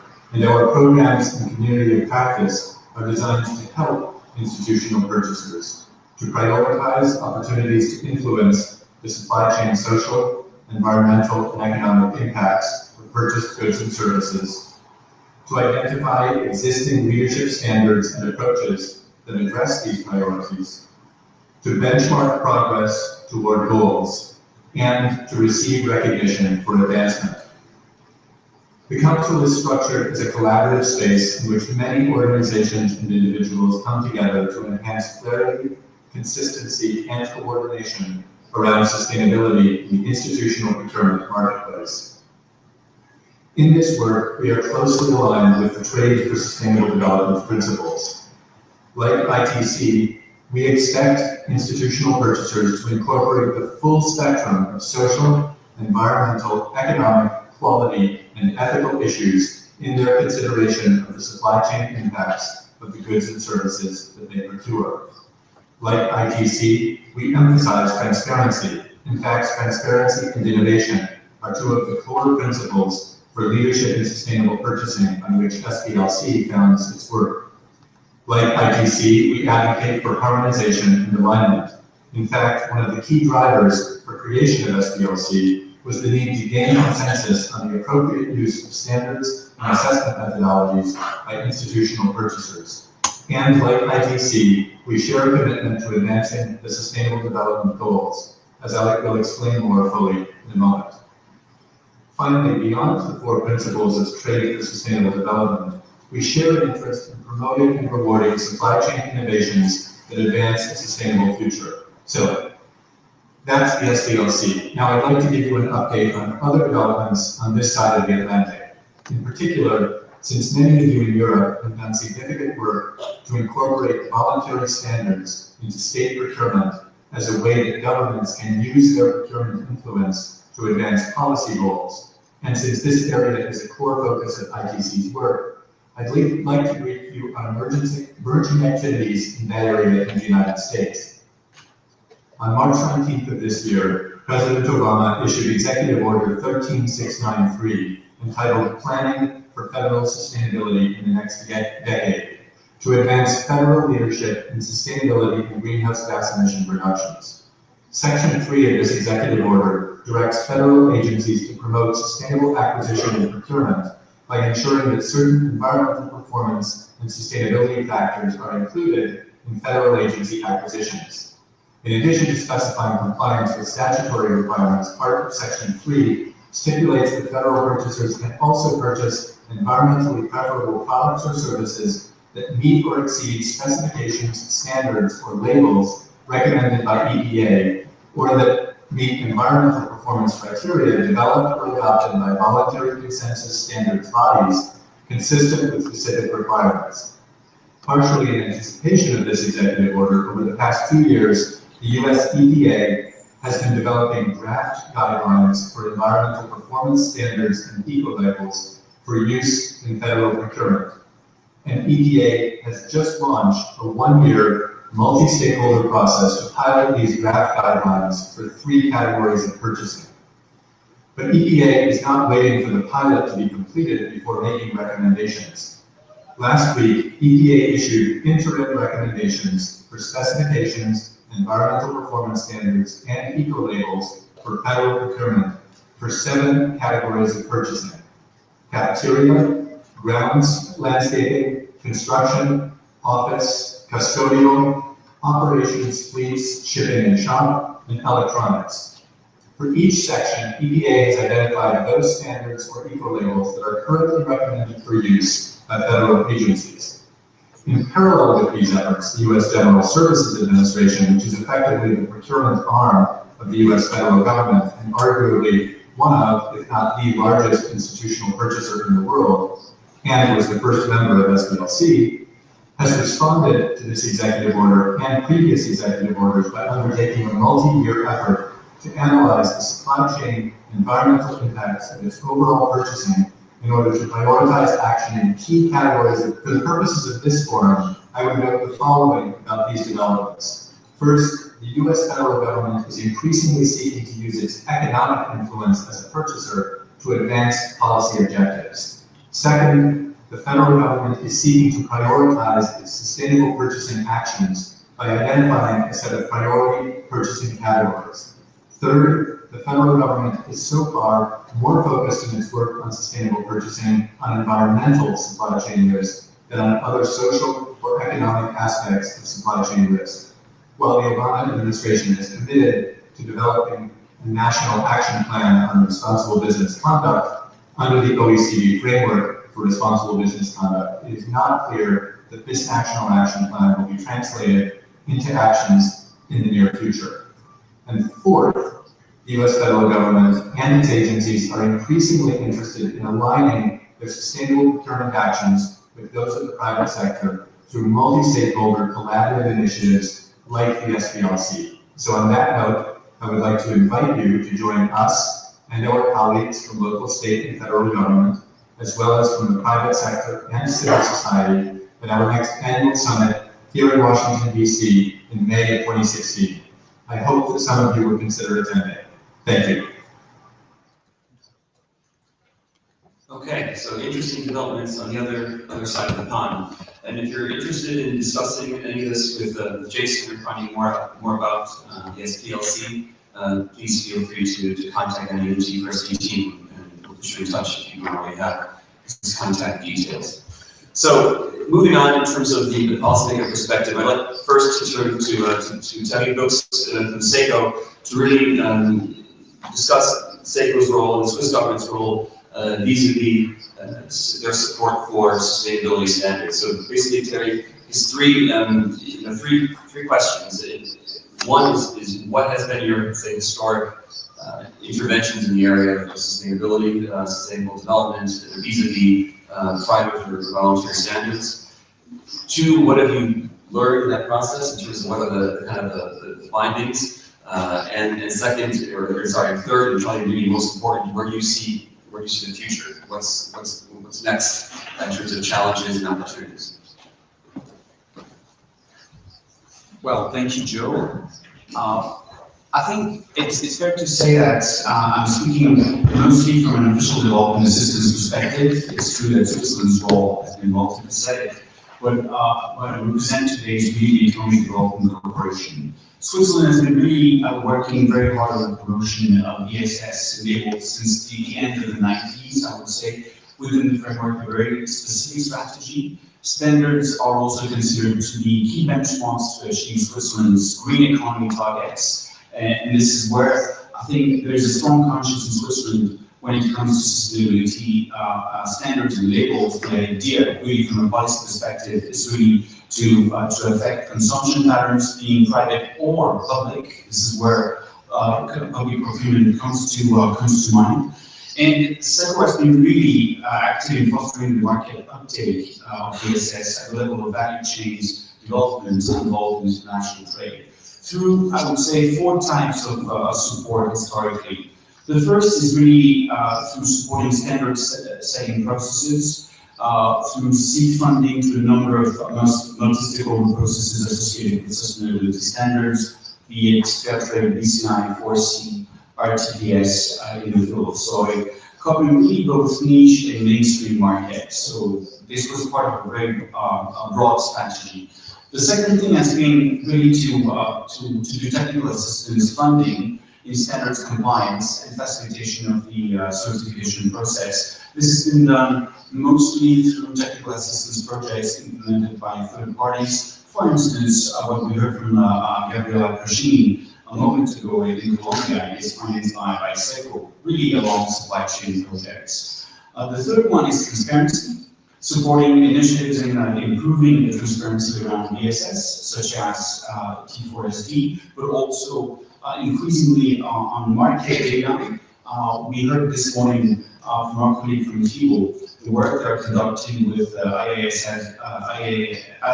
and ITC, because we strongly believe that this is one of the very important developments for the future. This is really to make increasingly clear what is the market uptake of voluntary standards. And the fourth one is really about impact assessment, supporting efforts to assess the impact of sustainability standards. This is, for instance, the work we're co-financing with COSA.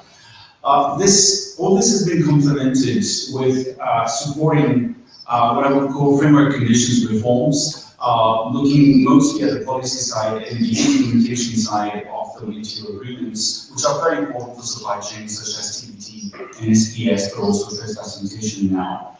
So what have we learned so far? We've learned that maybe standards are at a critical juncture. It's kind of a coming of age situation where after 20 years or after 15 years of of existence, the so what question becomes very important.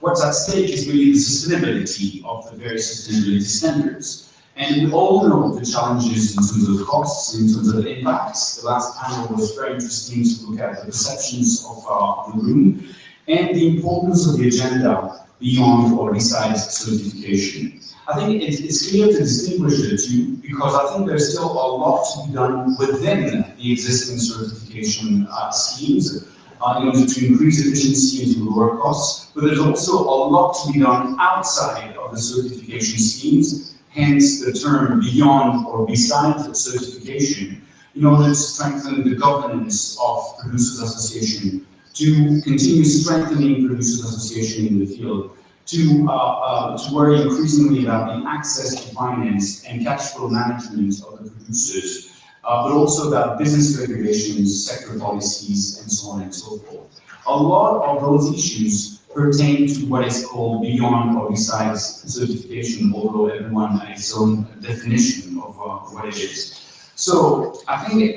there's a lot of opportunities to continue working within the spectrum of the certification schemes along perhaps 4 issues. The first one is new technologies in terms of data collection, analysis, and benchmarking, because we all convinced that there's a need to get to increased traceability. The second one is stepwise and flexible continuous improvement. I think there's a lot to be done, for instance, to strengthen the capacity building efforts within the framework of the Producers Associations. The third one is new insurance models. Here, there's a lot to do in terms of effective risk management. You can do a lot in terms of risk mapping and trying to balance perhaps self-verification models with third-party audits. But I think there's quite a lot to be done when it comes to insurance models. And the fourth, we heard it today, is about joint VSS approaches.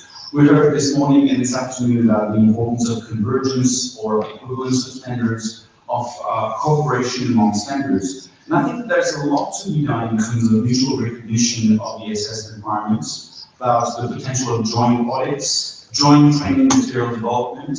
And this is also an opportunity, actually, to diminish the costs. So the way forward for us at SECO is really geared towards 2 pillars. The first one is transparency, and the second one is innovation. Nothing too surprising.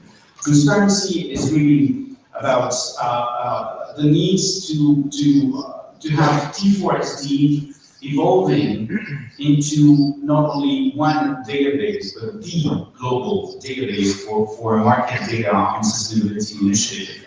I think one of the definite upside is really about market data, which is really crucial to track down really the success or failures of market uptake of certification standards.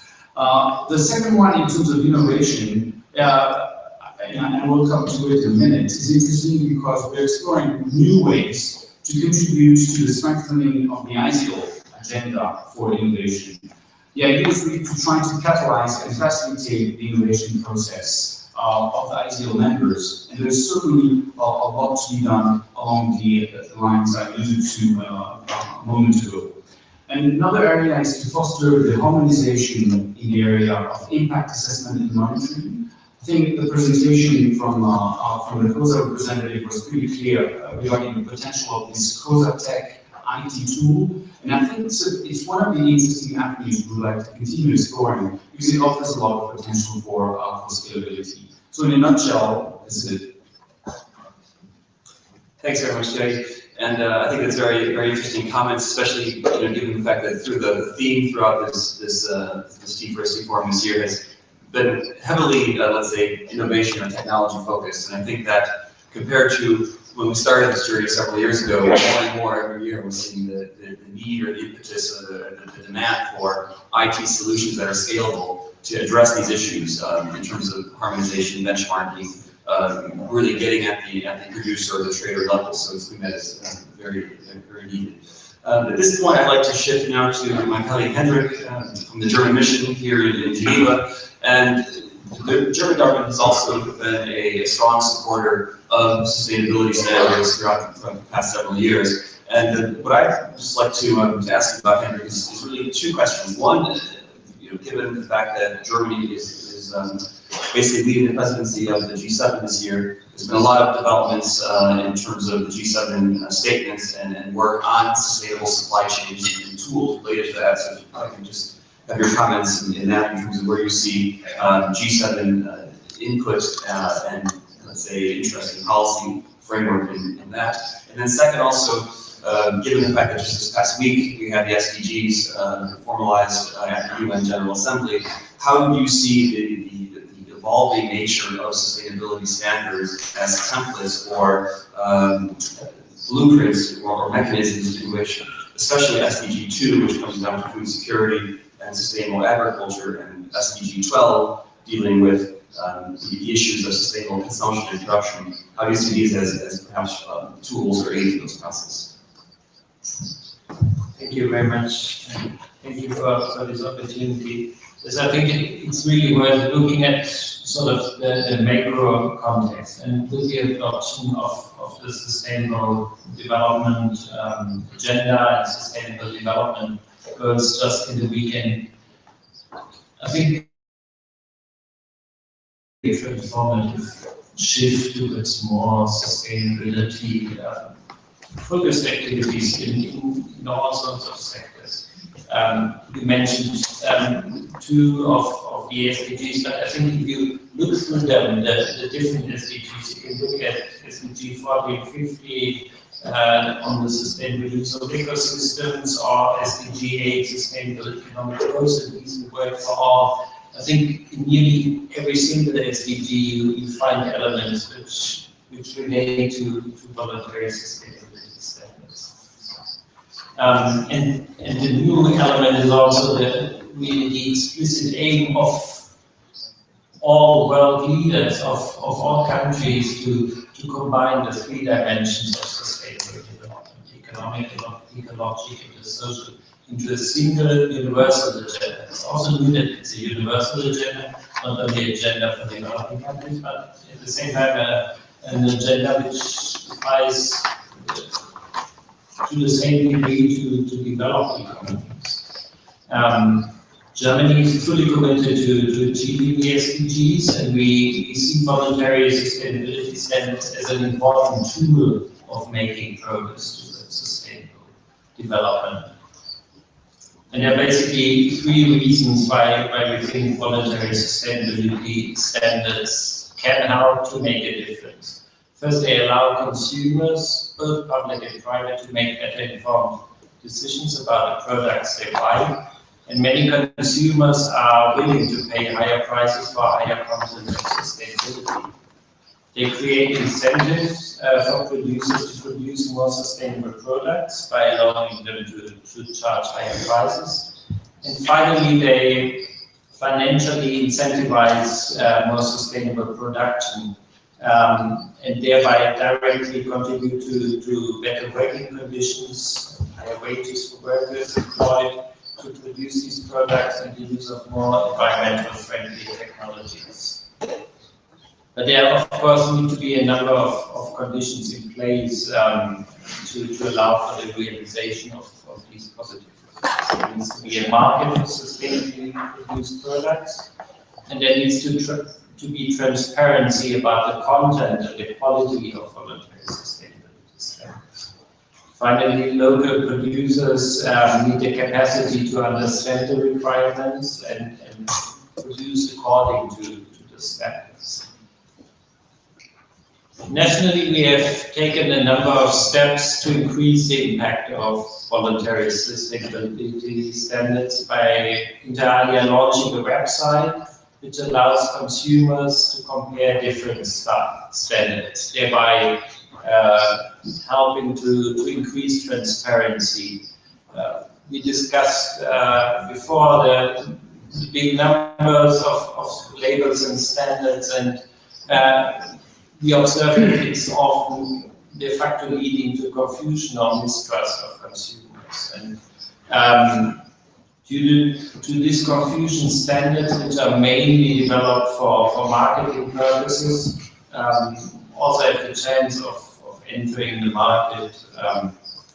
And in this context, the German government decided to set up a consumer information platform called Label Clarity, or Siegelklarheit in German, to provide transparent information on social and environmental standards as a basis for informed decision by consumers, and using the database of the standards map. This platform is now including information on labels used for textiles and paper products, and we're intending to include labels from product groups such as IT, forestry, food, cosmetics, and natural stones within the coming months. There's a second element. The public sector is often criticized for putting private consumers in the driver's seat for more sustainable production and consumption. So it's also crucial that we look at the public consumption. And in this regard, we're working on relaunching an existing website, Compass Sustainability, for public procurers, and to add practical guidance on how to integrate social and environmental aspects in purchasing processes and decisions. The purchasing decisions of public institutions can actually make, in our view, a significant difference in creating a market and creating additional demand for sustainably produced products. And then there's a third element on which we work, and that's is working, supporting the establishment of multi-stakeholder networks, which looks at entire value chains and sustainability aspects of them. And we have had some quite good experiences with the establishment of such networks in the area of textiles and cocoa. Coming to the G7 context, we're very happy that the Yalmao Summit Declaration of the G7 contains a strong chapter on responsible supply chains, and it addresses some of the challenges and builds on the experiences gained so far. And it includes inter alia the issue of transparency and highlights the importance of multi-stakeholder networks. In 10 days, Germany will host a G7 ministerial level meeting of development and labor ministers in Berlin, and discussions in the run-up to this meeting have been very constructive.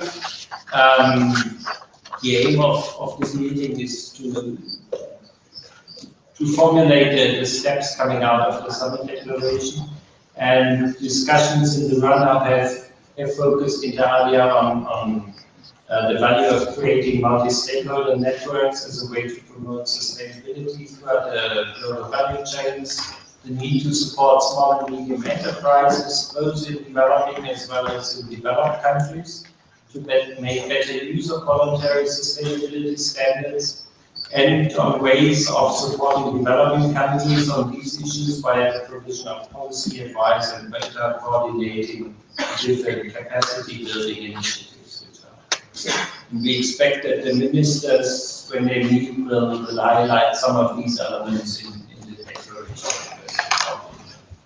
Thank you. Thank you very much, Hendrik. And I think, looking at the comments vis-a-vis sustainable health procurement and also the momentum of the G7, I mean, just the public procurement alone has a huge potential in terms of scaling up commitments to sustainable production and trade. And I think that's quite it's quite auspicious. So that continues. I would like now to just turn to Silvia Formentini from the European Commission, DG Trade, just to discuss and comment on the DG Trade's and the Commission's policies and views vis-a-vis sustainability standards in contexts such as free trade agreements, economic cooperation agreements, and even as you probably yesterday, Ambassador Michael mentioned, the GMP Plus program as well. Thank you. Thank you. That's the Secret Environment Trade. That's the longest sustainable last after today of full reflection and development trust. So not to lose the audience, I'll try to keep it really short. Three considerations on policy and trade policy making, two practical examples, one conclusion. Policy making, so I really come from a trade policy maker. I come from the trade perspective, which is it's complementary but different from development cooperation and policies. Doing us about free trade agreements, and that's basically my job, is negotiating free trade agreements. But the first policy consideration remark I want to make is that free trade agreements don't happen in a void, they don't just come out of the blue, they come as part of the context. And that's important if we want to reflect on the link between trade policy and sustainable development. For example, there, we have heard a lot about the sustainable development goals. The European Union was pushing to have more on how to integrate sustainable development into trade policy. We're happy with what we got, but I think that there's this scope to reflect on this link more on the global level. Regional context, trade policy is not only trade agreements, it's also business summits of trade ministers, interesting examples. Two last meetings we had in the SADC, which is the European Union, Latin American, Caribbean Forum. The key conclusion was on how to promote responsible investment, and in that context, corporate social responsibility, sustainable management, responsible supply chains, and sustainability standards play a key role. Again, trade policy doesn't happen in isolation, free trade agreements don't happen just alone, on their own. They also need basis for the policies such as development cooperation. That's also an important area for us as the European Commission to make sure that we have the tools to make sure that what we have designed the trade policy can also deliver. Now, second policy consideration, free trade agreements.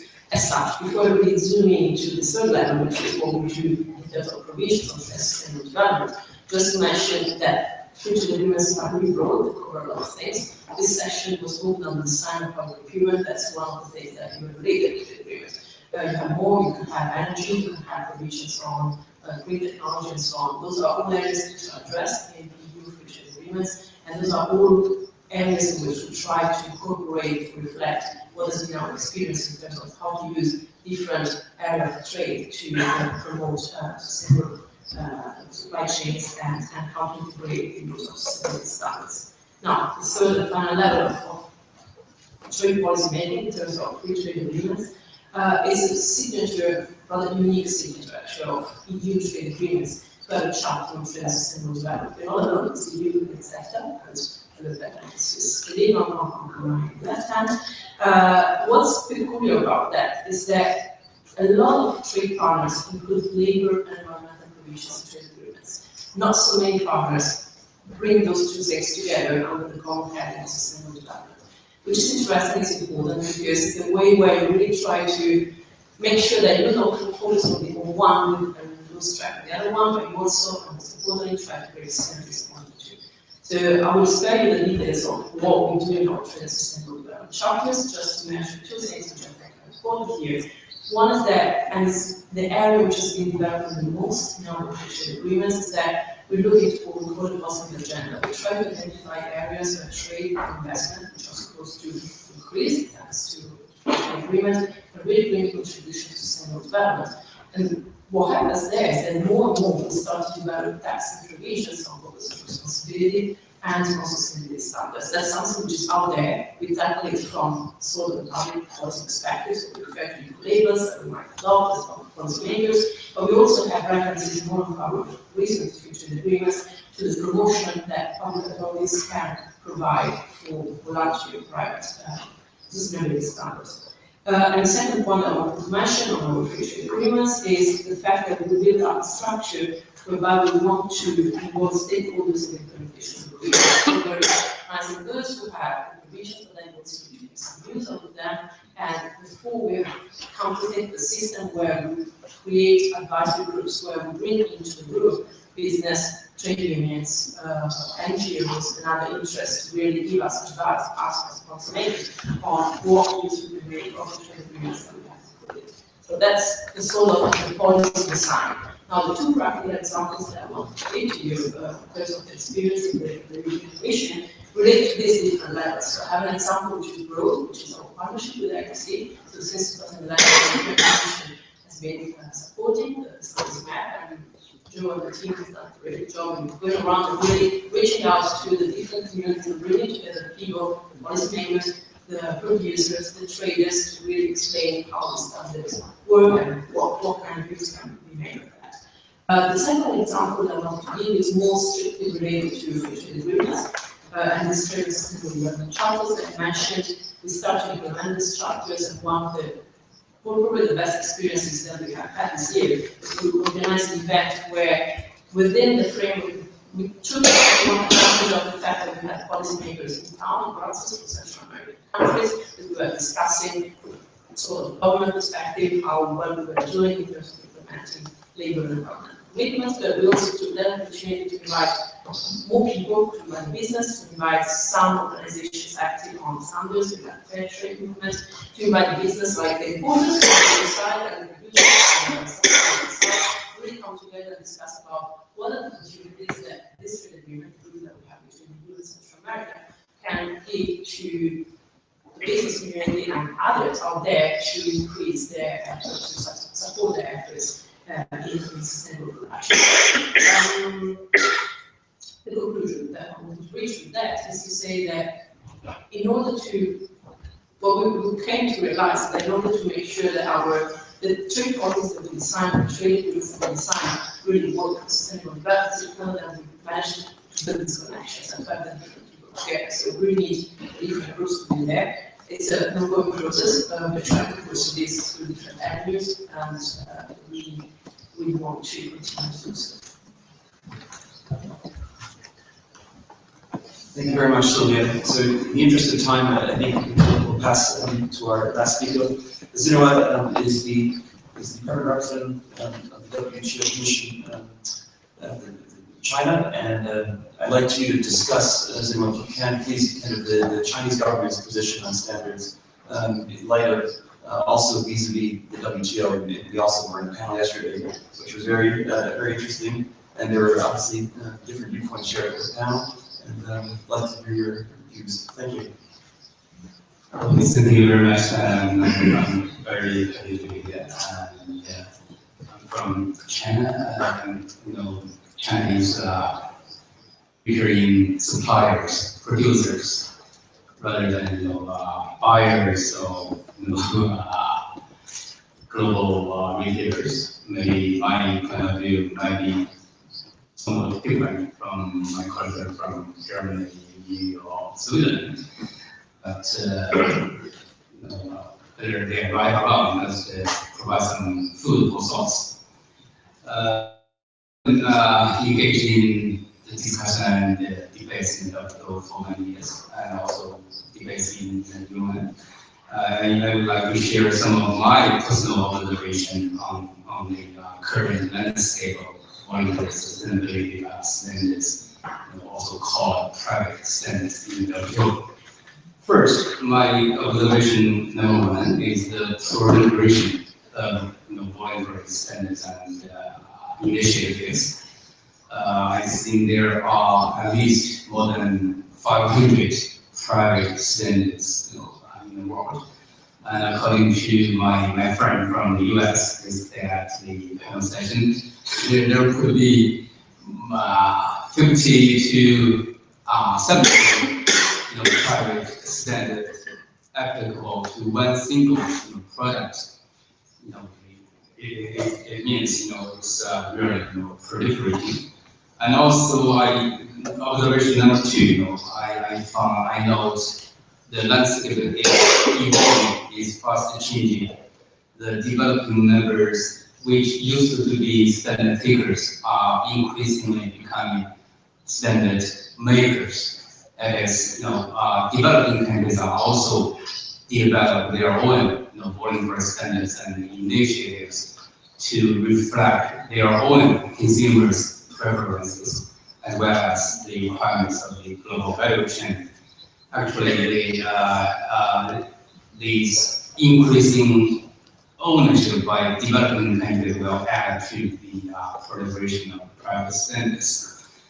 Observation number 3, in the context of the proliferation of private standards, I found we lack international governance of voluntary standards or initiatives. I think the lack of international governance partly results in the overlap, duplication, and even conflicts between various voluntary standards and initiatives.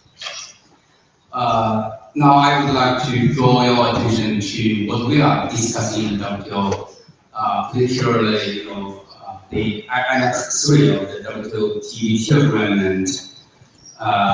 It sets out some basic code of practice for the preparation, adoption, and application of standards, and also the TBT committee decision on the 6 principles for the development of international standards.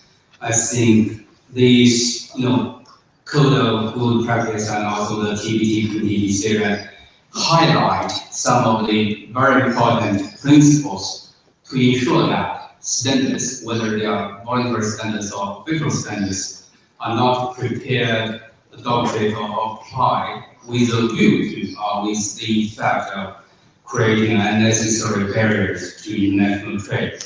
These principles include transparency and stakeholder engagement, openness, impartiality and consensus, effectiveness and relevance, coherence, harmonization, and development dimension. It's very easy to know that the code of good practice is open to acceptance by not only government standardizing bodies, but also non-governmental standardizing bodies. But this year marks the 20th anniversary of the WTO, the founding of the WTO. But I have found none of these voluntary standard setters have officially declared acceptance or compliance with the code of good practice of the WTO agreement. Why I should, I would like to say a few words about the benefits of following the code of good practice of the WTO TBT agreement. Benefit number 1, I think in accordance with the ruling of the WTO settlement body, particularly in the US, in the 2 cases, standards adhering to the code of good practice and also the 6 principles of the TBT committee decision will qualify themselves as the relevant international standards under the WTO TBT agreement. I think this is very good news for voluntary standards. Secondly, I think following some good practice will increase government's reliance on the services of private bodies.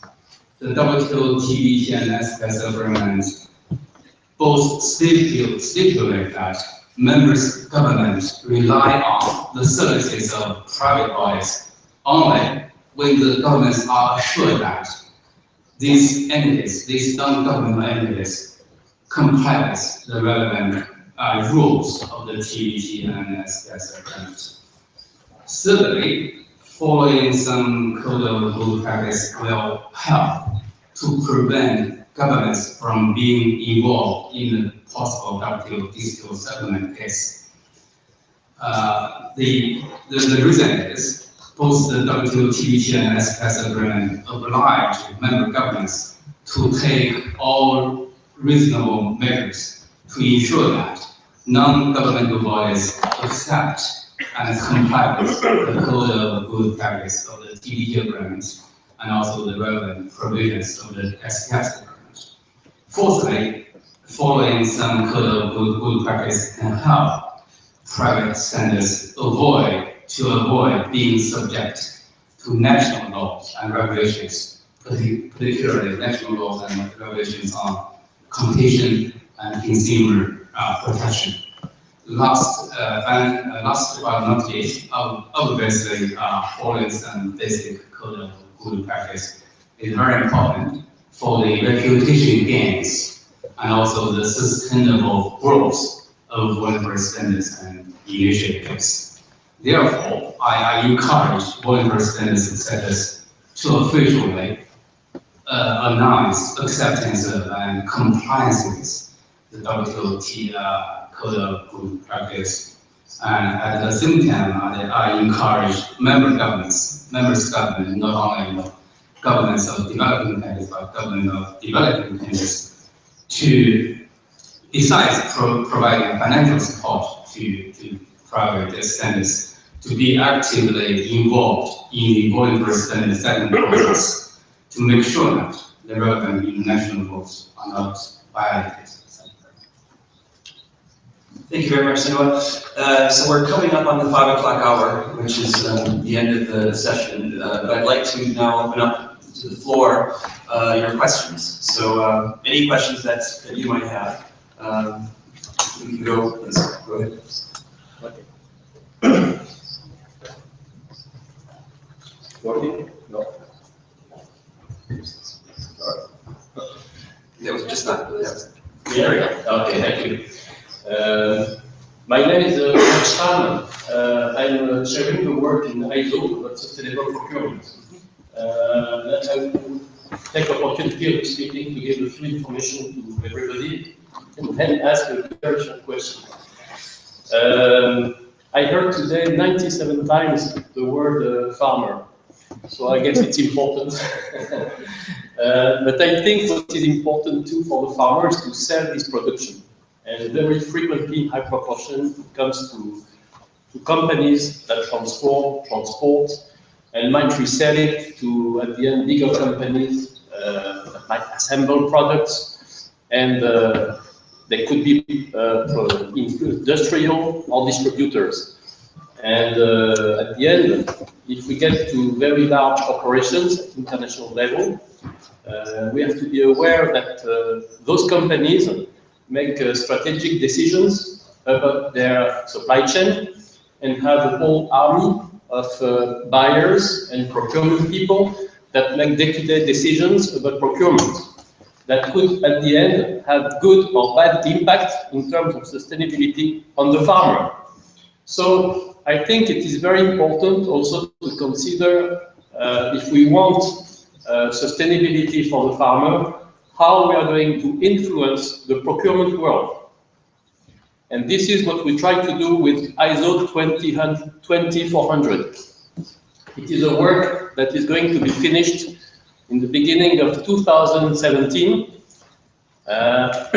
It is a universal standard. It means we work for all types of companies, large, small ones, SMEs, public procurement, private procurement, all countries in the world, everybody. So this is why also this work interests a lot OECD and United Nations. And we have to consider that OECD is fully aware of the importance of multinational companies in terms of supply chain because they focus particularly on business conduct for large multinational companies and especially in supply chain. So what I have to mention that this type of cooperation that we have with OECD and the United Nations, we don't have it with what I heard today. And I think it is missing. We should have it, I think, with in particular ITC that could help. And I would like to propose maybe a joke. It is my question if, to see if it would be possible to arrange some kind of meeting, maybe at good level, because in United Nations and OECD, we are connected at a very good political level, and it facilitates a lot of collaboration. I think we should take this initiative because we would have two benefits. The first benefit is that it would allow people here in this room to influence more procurement world. And second benefit for large corporations too, because for large corporations it is very complex to deploy worldwide different types of referentials, tools. It is costly, it is complex, and they are asking for unification, simplification. And so I think we have to strive to cooperation together. Thanks very much for your question or your comment. In terms of ITC and ISO working together, by all means. In fact, there is a strong history of our two organizations working together. Colleagues of ours have actually developed joint training materials and training guides, and have worked on training capacity building programs, visa quality management systems, and the like in the past several years. So that's also very important. We've also worked with ISO standards in certain country contexts. Project, for example, in Fiji, funded by the European Commission as well, where we actually reference some ISO standards vis-a-vis food quality and safety standards. That was, I think, quite a successful example. And last but not least, our executive directors have also met to really move the ball forward on cooperation. So by all means, we welcome that. Any further questions from the audience on anything you've heard in this panel, or any reactions, feedback? It's not exactly a question. I'm more thinking out loud after this session about certain paradoxes. I mean, we had the session in the morning or before. Someone saying national governments don't create their own standards, but yet by definition, public procurement tends to work on the geography of individual countries. And so I guess I'm trying to think how can we reconcile in an effective way that individual countries can promote sustainable practices and at the same time create a public procurement environment across internationally that is not inconsistent across borders with the standards we want to uphold.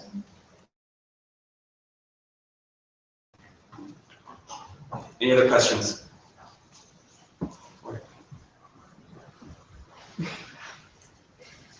Going once, going twice. Other questions? Please. Yes, Larry Asifo from Fairtrade International. There is one other dimension of sustainability which we mentioned rather scantily here, which is the involvement of the next generation in the key value chains that we discussed here. If I look at cocoa coming from West Africa, what I see are very tired trees and very tired and old farmers. That is a big challenge for sustainability going forward, but I haven't heard much discussion around policies on what we do to address this. So maybe food for thought for the future. Okay, so first question is related to public procurement from a national perspective vis-a-vis consistency. Just wants to take that question. Sylvia?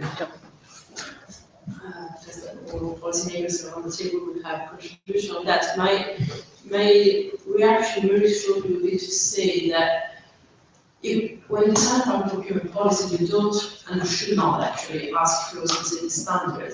What you do is that you try to identify areas which are important. And what I heard this morning at some point is that there is on substance, I think the number was 80% maybe, but on substance, most of the main schemes and standards will cover very similar areas. Then there's about 20%, which we heard in the session before, vary because of different drivers, because of different reasons. But I think in terms of identifying what are the areas that the standards will have that are considered for as key for sustainability, there's sort of a broad convergence. So if you manage to design a public procurement policy that in a way allows you to make sure that those areas you can incorporate that are not really conflicted with the fact that you could meet those requirements that public authority may ask for the tenders by showing that you respond to those requirements because you're certified by your national standard or every country national standard. That's okay. So question 2. Yeah, thank you for the question with regard to cocoa and how to ensure sustainability also over the generations. What we set up in Germany in 2012 is the German Initiative on Sustainable Cocoa, and it brings together now 65 members. It's the German government, it's the German confectionery industry, the German retail grocery, trade and civil society organization. And the aim of the initiative, and it's a multi-stakeholder network, is to improve living conditions of cocoa farmers and their families, conserve and protect natural resources and biodiversity in the cocoa producing countries. And the German industry has actually committed to increase the share of sustainable cocoa in the confectionery sold in Germany to 50% by the year 2020. And I think, with these steps and these elements, hopefully also the aspect of intergenerational sustainability, that the children or young people are interested in taking up jobs in the cocoa industry because they allow for a decent living, and there's interest in planting new trees because they know that there's a long-term sustainable market. So we hope that is an initiative which can help there. Speaking of the second question, it's true that it's a big issue in terms of long-term sustainability because we're still struggling for, as my June colleague pointed out, to make sure that farmers have a decent living out of cocoa production. I think it's really a question of incentives. As long as farmers suffer from terrible cash management problems, whereby maybe 50% of their certifiable production ends up being sold as non-certified because they just need the cash and then they will sell it to whoever comes first, then there is a problem which obviously does not really incentivize the next generation to work exactly on the same production plantation. So I think this is where this is not only a question about policies, but also a question about innovation on making actually the certification processes a bit less costly, simplifying the supply chains, but also working on productivity and so on and so forth. If not, what you end up fostering is migration to large urban centers. The same thing happens also with the replanting of trees problem, which is also linked to access to finance. Who is going to finance the investment? And is there a return on investment? So I think there are ways also to try to look at innovative ways through supply chain finance, through facilitating access to finance to farmers associations, and really also to try to empower the farmers organizations for directly commercializing their products in order to benefit from their price. So this is, I would say, on the functioning of the supply chain. But this is also where the governments have a role to play in terms of putting in place the right framework conditions. It's also about infrastructures. It's about the right set of regulations for the overall business regulations to make sense and the framework to be conducive for farmers to keep on doing what they do. But it's not only a policy perspective.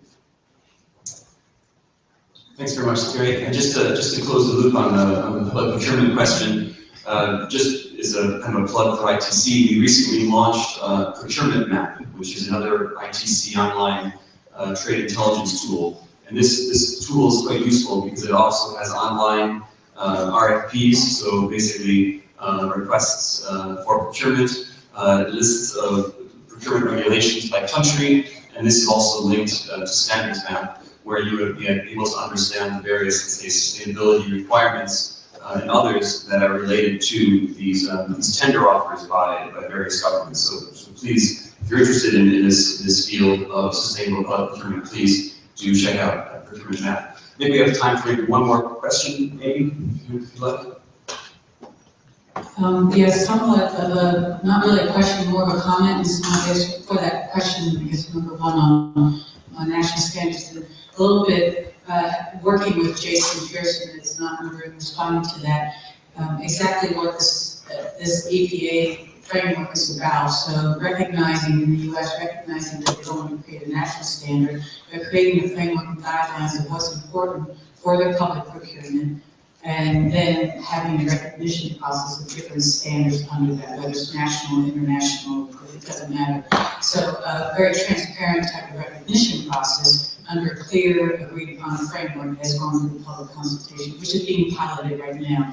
And the other model is done in the EU with the GEM, Global Labeling Network, which is certified once, recognized by all type of things. So there's different models that do that. I think the question comes up often though of this plea of not creating your own national standard is sometimes where it's in developing countries creating national standards where they really recognize it needs to be applicable to them and they want to have ownership rather than being imposed from externally. So I think that's a separate issue. There are particularly examples of models that are working on not necessarily developing national standards, but a national framework that then can work beyond. But I think there is a lot of validity in national standards to be developed that are credible. Brazil has been a good example of that. But then recognize that to operate internationally, to make their producers, in the case of farming, viable and being able to access markets, then working with international groups as well. So I think there's a lot of different mechanisms happening right now. All right, thank you very much. Yes, two more questions. Hamish, please. Just not so much a question as a response to an earlier question. In terms of things that can make the next generation of farmers get engaged, and I think it would be wrong to miss the opportunity for this sort of T4SD. Sustainability, transparency, and I work for Simrise, therefore I want to say thank you to the German government for supporting the activities we do on the ground in GIZ and the technical expertise, because it's when you bring together, when you harmonise the public-private partnerships properly, then you can actually have a real difference. Then we deliver on SDG 17. Then we actually have a partnership that can actually make a difference, because private enterprise by themselves don't have the skills. Private enterprise together with government-supported agencies, together with government funding, then we not only have the skills, we have the capabilities to make a difference. And I think it's important we just recognise that the people in this room, aided by government, aided by collaboration with specific agencies, we can make a difference and we can actually hit partnership goals. Thanks. Thank you. And final question or comment?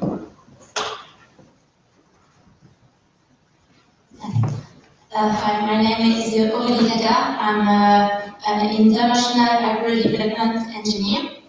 I want to add something about how to make small farmer more sustainable. We have to take into account that the price paid for agricultural products don't cover the cost most of the time. So, but the price of agricultural product are not only the price of the product himself, but the price of the good environment, the price of biodiversity, the price for decent life condition for the farmer. That's so much more than the product who can include in the supply chain. So maybe we can think about pay more to the farmer because the product represents more. Thank you. Thank you very much. So at this time, I'd like to invite the Deputy Executive Director, Dorothy Tembo, YTC, to give the closing remarks to the T4SD Forum for 2015. And I'd like to just invite the panel to stay seated while the remarks are being delivered. And then after Dorothy's remarks, everyone is invited upstairs to the rooftop terrace for a little reception. And that can be accessed by the lifts just at the entrance of the building. So, Dorothy, please.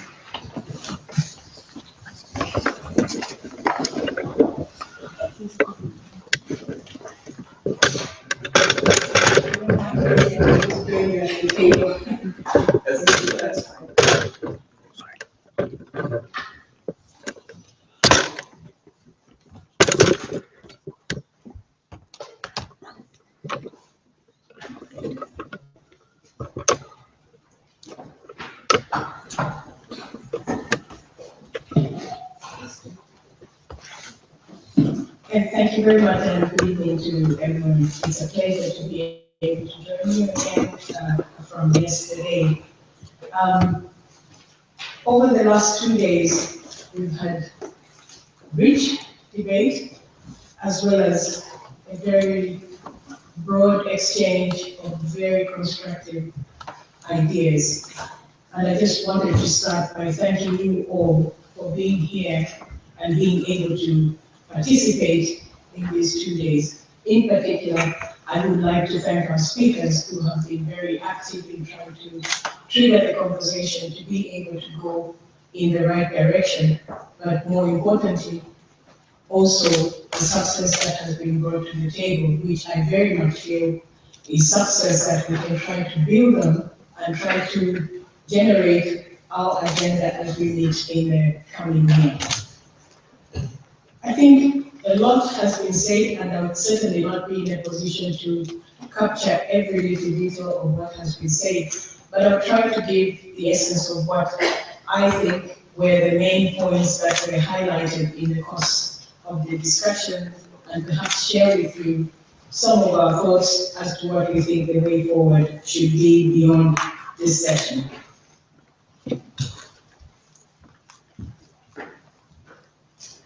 I also just wanted to point out that we are very mindful of the fact that due to limitations of resources, it's not always easy for us to ensure that we bring everybody on board to be able to join us physically.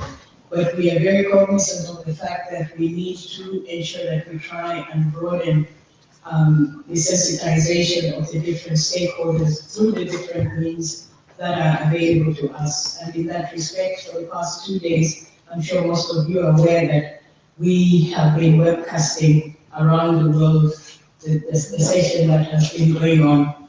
And right now, it's trending on Twitter in Switzerland.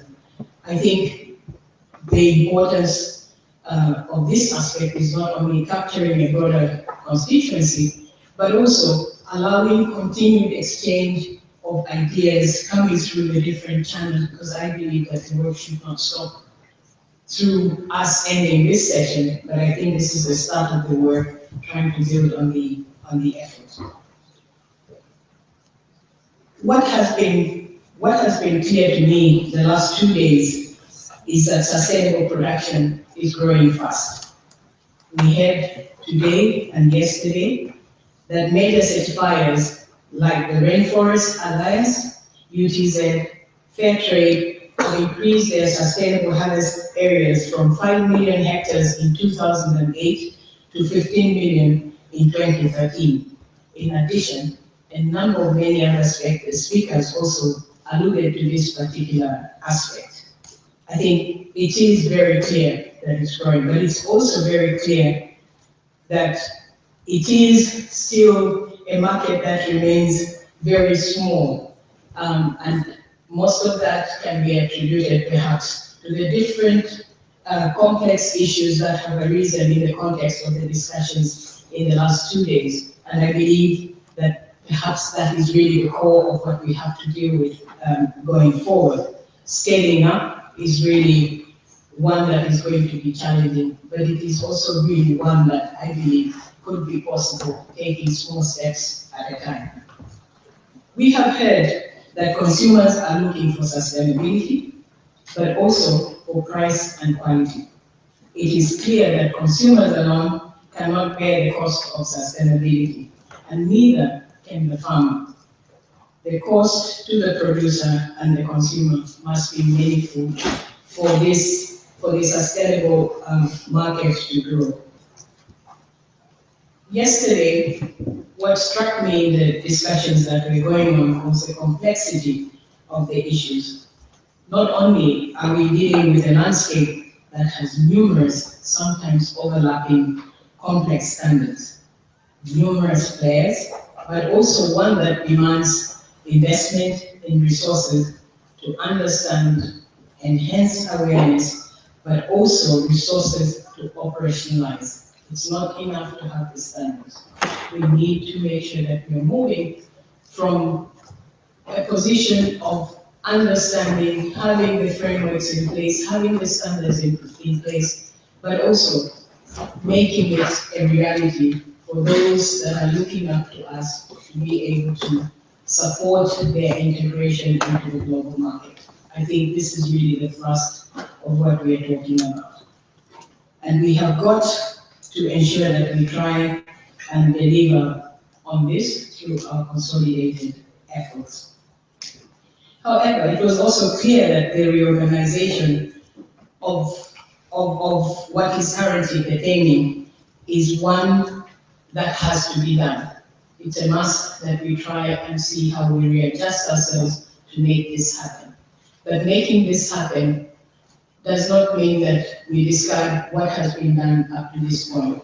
I think there was a specific point raised yesterday in relation to the fact that there are already efforts being made when we made reference to the blue number, and that perhaps this was a duplication. I think clearly when Joe spoke yesterday, he came back to the fact that the essence of what we should all try and do is to build on existing efforts to better the mechanisms, making them as simple as possible, because what we are dealing with are people that are really not in a position to understand the extent of the complexity. And I think the point that was being made earlier on in relation to the fact that we needed to anchor the work that we are doing in institutional structures beyond those perhaps that we are presently directly dealing with. This is where I think in part the country ownership and making sure that the institutions in the country are also playing an active role to be able to sustain that capacity building is equally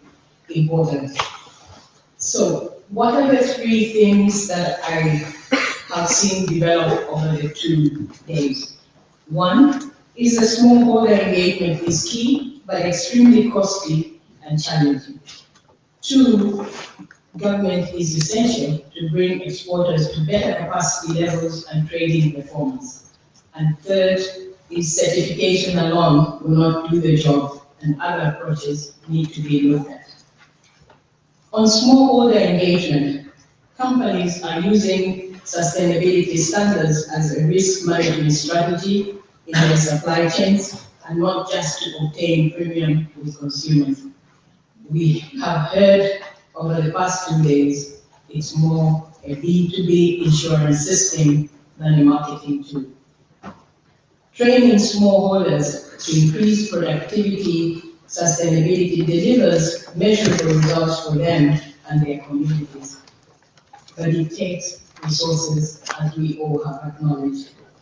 I have been informed that you as participants have been sharing views and exploring ways and means through which multinationals, UN bodies, national governments, and sustainability standards can work together to reach collective impact. On the second point, it remains a fact that public sector control frameworks are required.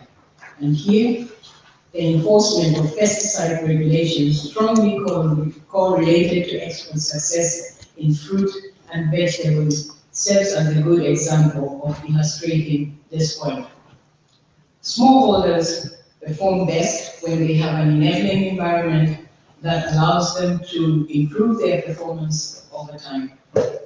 Governments have an important role from enforcing basic food safety standards, supporting training, providing infrastructure, and more. Yet, governments do not always have the capacity they need, particularly when many SMEs and smallholders are from the informal sector. Private sector organizations have emerged to bridge the gap. And finally, on the third point, standards are just one way to measure sustainability. To promote sustainable development, standard setters and buyers must build up local, just not national, capacity of businesses to show evidence that they respect social, labor, and environmental practices. The goal of business in meeting these sustainability standards is to gain the trust of the very skeptical consumer. Innovation, therefore, lies in how the standards are implemented, not the standards themselves as much of the core criteria as shared by many of these initiatives. Certification is one way to show evidence of good practice, but not the only way. We must ask ourselves, can we really certify every farm? There aren't just enough resources, human or financial, to make this happen. So, what is the way forward that we want to bring to the table today? And in this respect, I would like to echo what Arantxa said yesterday. ITC continues to be your partner in engaging and addressing these issues. We are ensuring that in collaboration with all of you, that we find solutions that move us from principles to being operational, but at the same time, very cognizant of the broad stakeholder group that we are dealing with and some of the challenges that they face. The Trade for Sustainable Development Principles provides the general framework for engaging in these areas, and the Blue Number Initiative will be a way to give smallholder farmers a voice, a market profile, and a way to share their continuous improvement. It will, however, also, on the other hand, further enhance the confidence of the current and the would-be buyers. This, in turn, can help governments with data to make decisions, to make agri-food value chains sustainable from bottom up, and ensure that we do not leave smallholders behind. As I said, this being a complex field, we understand is not going to be a simple task, and we will be faced with many challenges as we move on the road to make it happen. But we are convinced this is a way forward, and leveraging technologies, working with partners in this room today is the right way forward, that we indeed believe in. I wanted to end by saying the meaningfulness of the SDGs, or in any matter, any technical assistance support that would be provided, whether it's through this process or any other process, becomes meaningful only when it's translated into a transaction that improves the lives of those that we are working with, the lives of those who perhaps do not have that opportunity to come and sit at this table and be with us, the lives of those that we are trying to provide the capacity building that you have been making reference to the whole of this afternoon to try and build.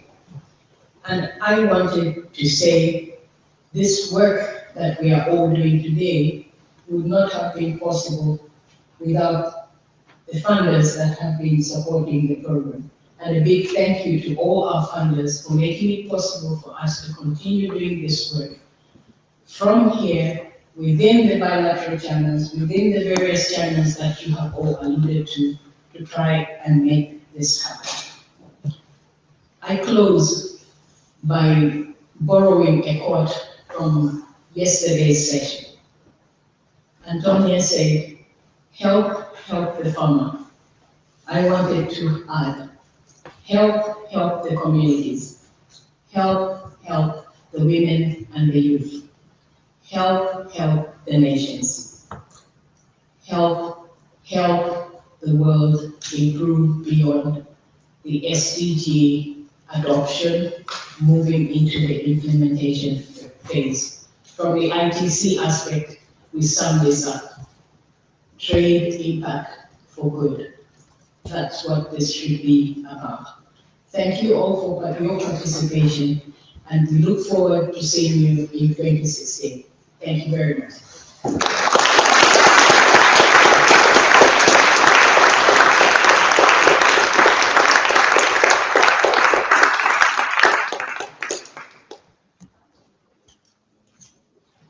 Thank you very much, Dorothy, and thank you all. So please join us upstairs in the top floor for a cocktail reception. Thank you.